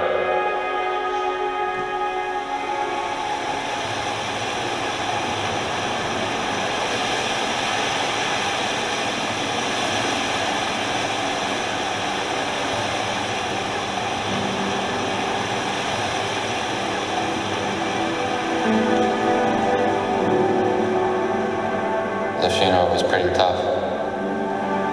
Feels like you're just gonna wake up. Like, come on, man, just wake up. You're just sleeping, just wake up. It's nuts. Wish life was just easy, I was just sitting there taking in the moment with everybody there, and I went kind of said my last goodbye to AJ, and I had to give Uncle Monty a hug, and I hugged him. He always grabs my head, says I love you and stuff. And the first thing he said to me when he grabbed me was, "Go win state. It's all you want is for you to win state." He told me DJ the same exact thing. Gotta bring that title home. That's the one thing AJ would want. Bring the title home. That meant a lot to me, because I thought you'd just say that to Danny, but he said it to me also. Told him, I promised him. I'd do it. Him thinking about basketball and stuff in that moment, but really kind of hit me deep. I really wanted. I know what it means now. It's one of those things that just needs to be done. It has to be. No other way. It's the only way we can live another Cadillac again.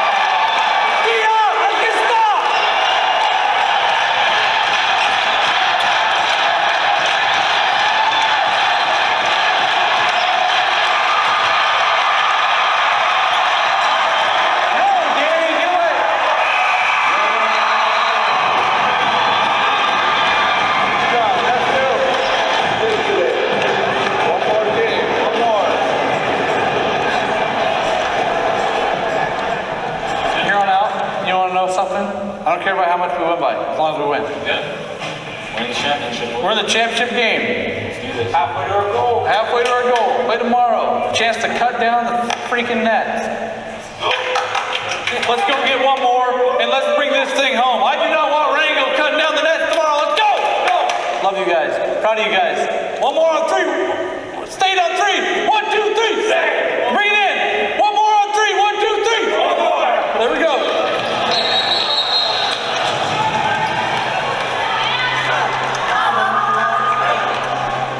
Long season. Come a long ways. Done a lot of good things.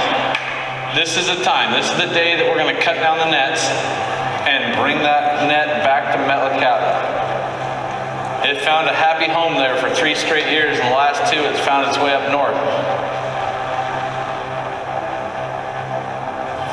It's time to end that run tonight.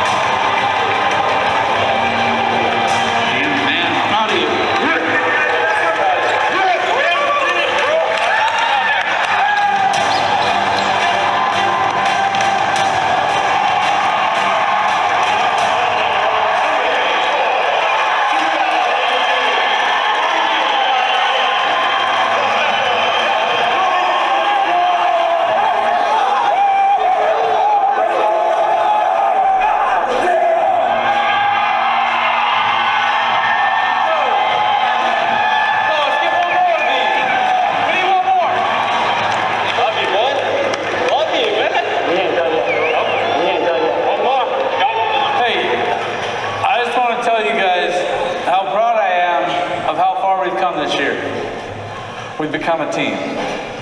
Okay, we've become a team that loves each other on the court, in practice.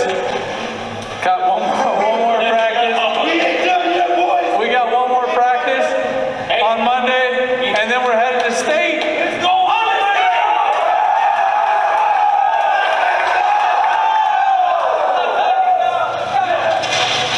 Describe the ice like Mace Mice.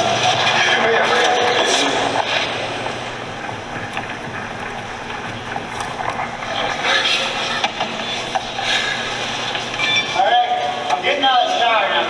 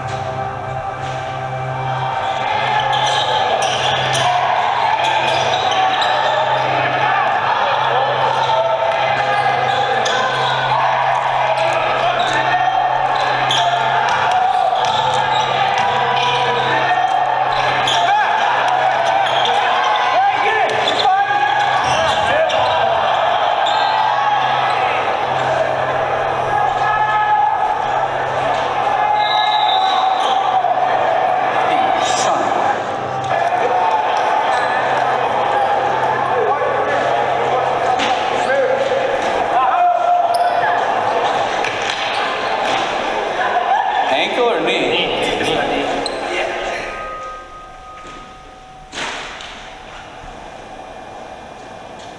Hurts mostly in here. Yeah, there's a lot of swelling in it.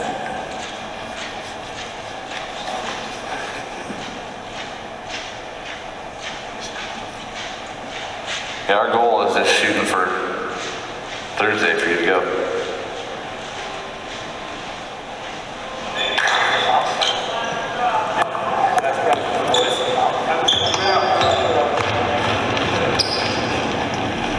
Big keys right there. Your best defender. I've been sick to my stomach ever since it happened. It's a stupid, meaningless game, and now it costs, you know, one of my most important players this season, maybe. If he can't go, we're not going to bring home a title.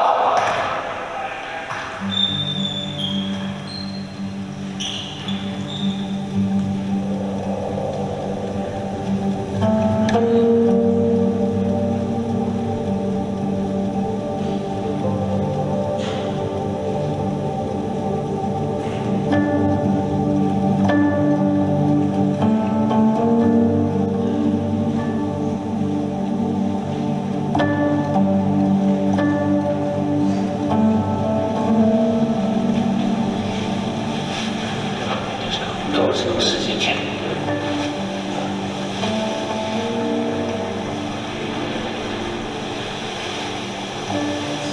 Get everything nice down with everything, okay? Okay. How's Betty on the cartilage there? But his ACL, I think, is okay. Can he do more damage playing on it? Probably. I know he's a senior. You know, that's the tough part. Right.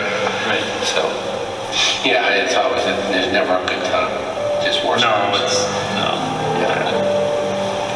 Yeah, he'll favor it, but. Yeah. I think you can give it a shot. Okay. I like the chances of winning the game tomorrow. I love our chances. I mean, you know, I'd love our chances a lot better if Christian was 100%, but, you know, I'll go to battle with these kids against anyone. I'm tired of hearing about the 84 championship or whatever it was. Like, just dump it. Some of these win.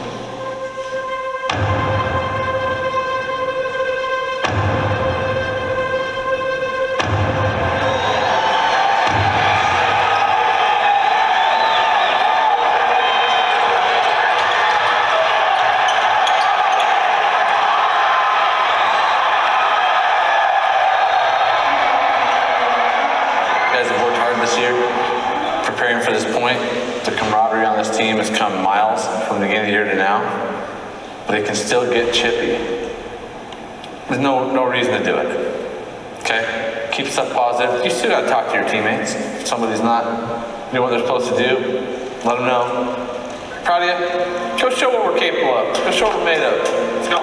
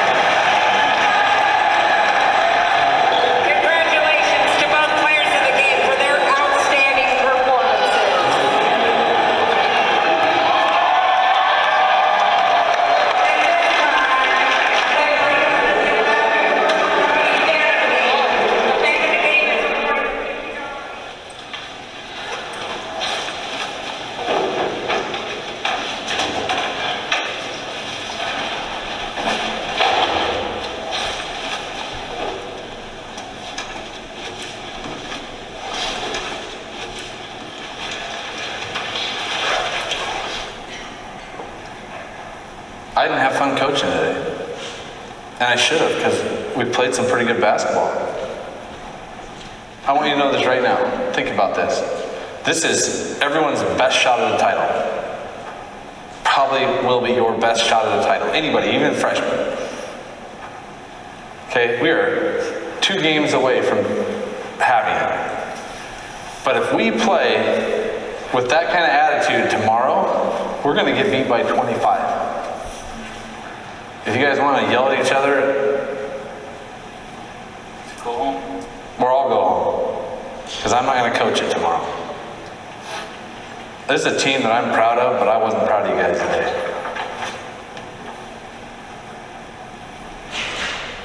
We've got to come together again for the 5th time for the love of God. Can you guys just love each other?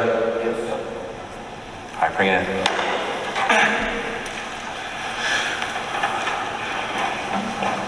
Guys, 2 games away. Can we just worry about the team? Yeah, team first attitude. Too late to do that. Yep, let's go. Seriously. Let's go. Championship on 3. 1, 2, 3. Championship. I don't get it. I was like coaching like little league. It was like coaching a middle school girls team that someone lost their boyfriend to the other one. It's like they're brothers, and they do everything together every day of their life, but they can't talk to each other without getting offended.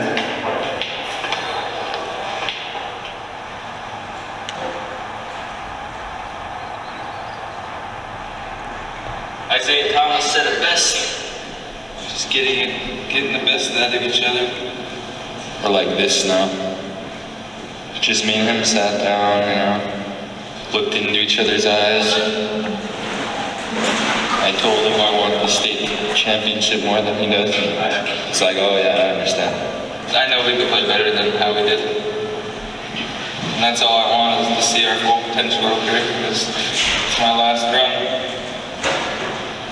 I don't want to leave with no regrets.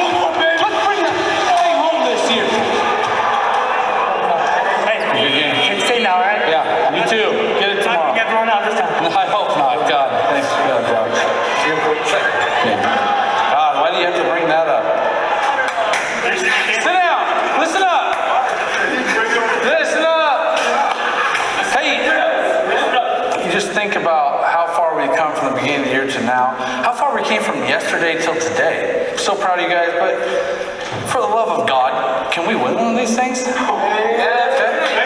Do it, boys! Hey, proud of you. This is where we want to be.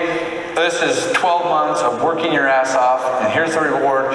We get to play the bright lights tomorrow night, center court, full court, packed house. Congratulations. Bring it in! Let's go! Love every single one of you guys. Love you guys. Hey, proud of you. With a whole bunch of heart. Championship on 3. 1, 2, 3! Never gets old. So proud of those guys. Played good today. Played really good.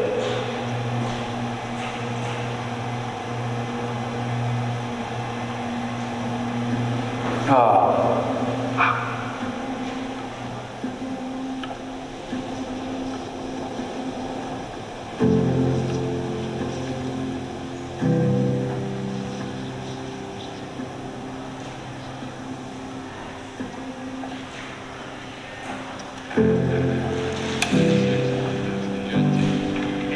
Saturday night, and that must mean championship basketball. Indeed it does. It's the last game of the tournament. We've got a dandy one tonight. Oh, we do. We have Unalaska, who has been there at the top of the two-way poll all season long, and they will take on Metla Ketlev, who happens to be number 2. They had a tough championship last year, losing in the second half. They just went cold shooting and lost to Petersburg. They've got to develop that consistency tonight if they want to win. Folks, we've got a great game for you.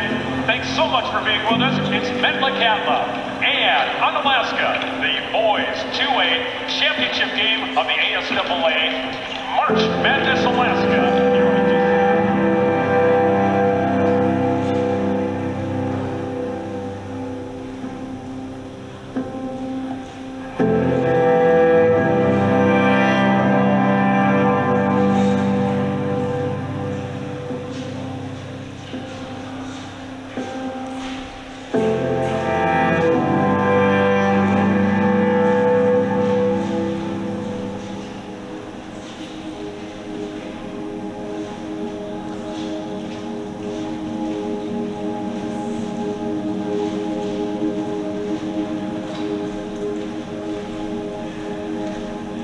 There'll be swings in this game. Don't get too high, don't get too low.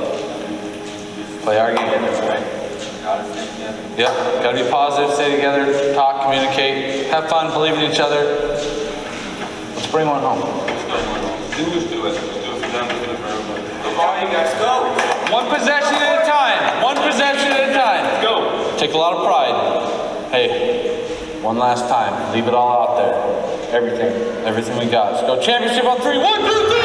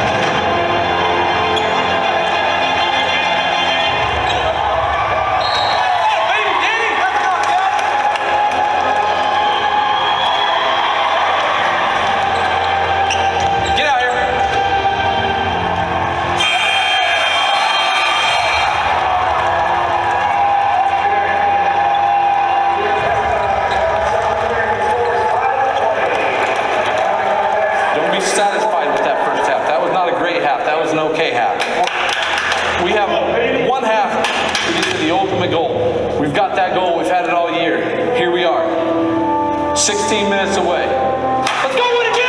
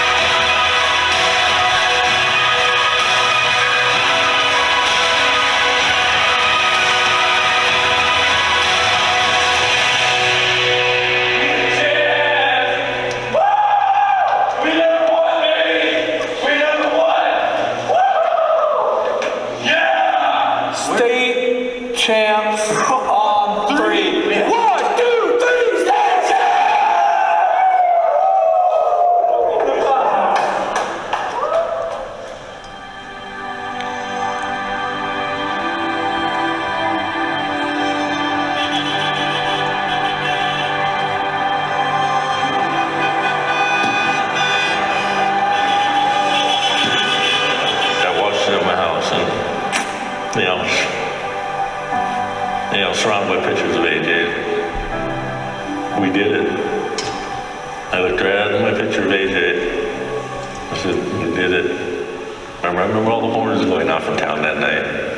You know, and it was just, everybody was celebrating.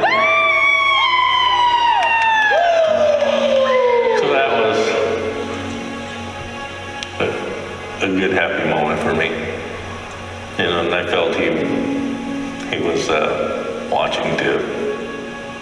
For them to pull it out the way they did at the end, there was some magic. You know, they can all go to bed with their own theories of what happened that night, but you know, I'll go to bed with mine.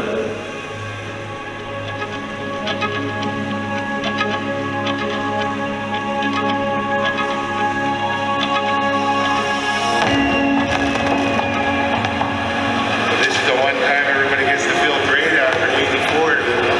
Since our cousin Butch and all of them won it. It's been a long time. Number one! Their success was our success as a community. We all felt like we were part of that.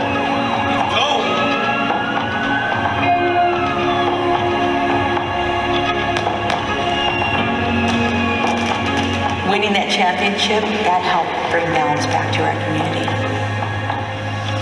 This is something special. And what's really good is that I know I'm not the only one that feels this way.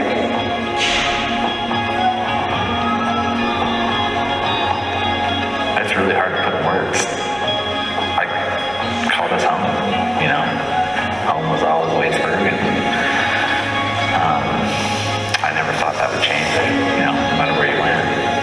But this is home.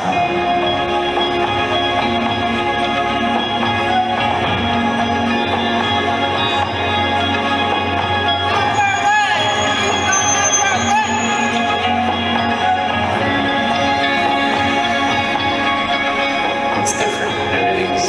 Everything's how it should be now. They feel the town big time. It's a good way to close the book and be done with it and bring joy back to the community, because it was the only way to come back.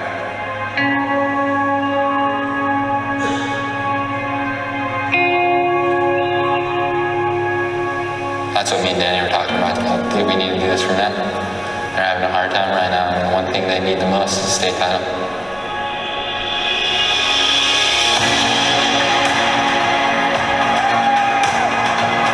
Everybody was feeling it, you know. Everybody was feeling that pain. And then we brought home regionals, and then we brought home state, and that was lit up again.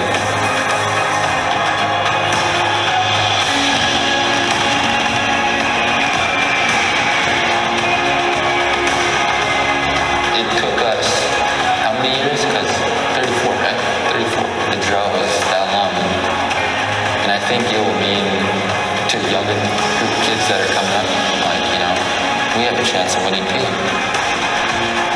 I'm never going to forget it. I'm never going to forget it. It felt like it was just, you know, everything was complete.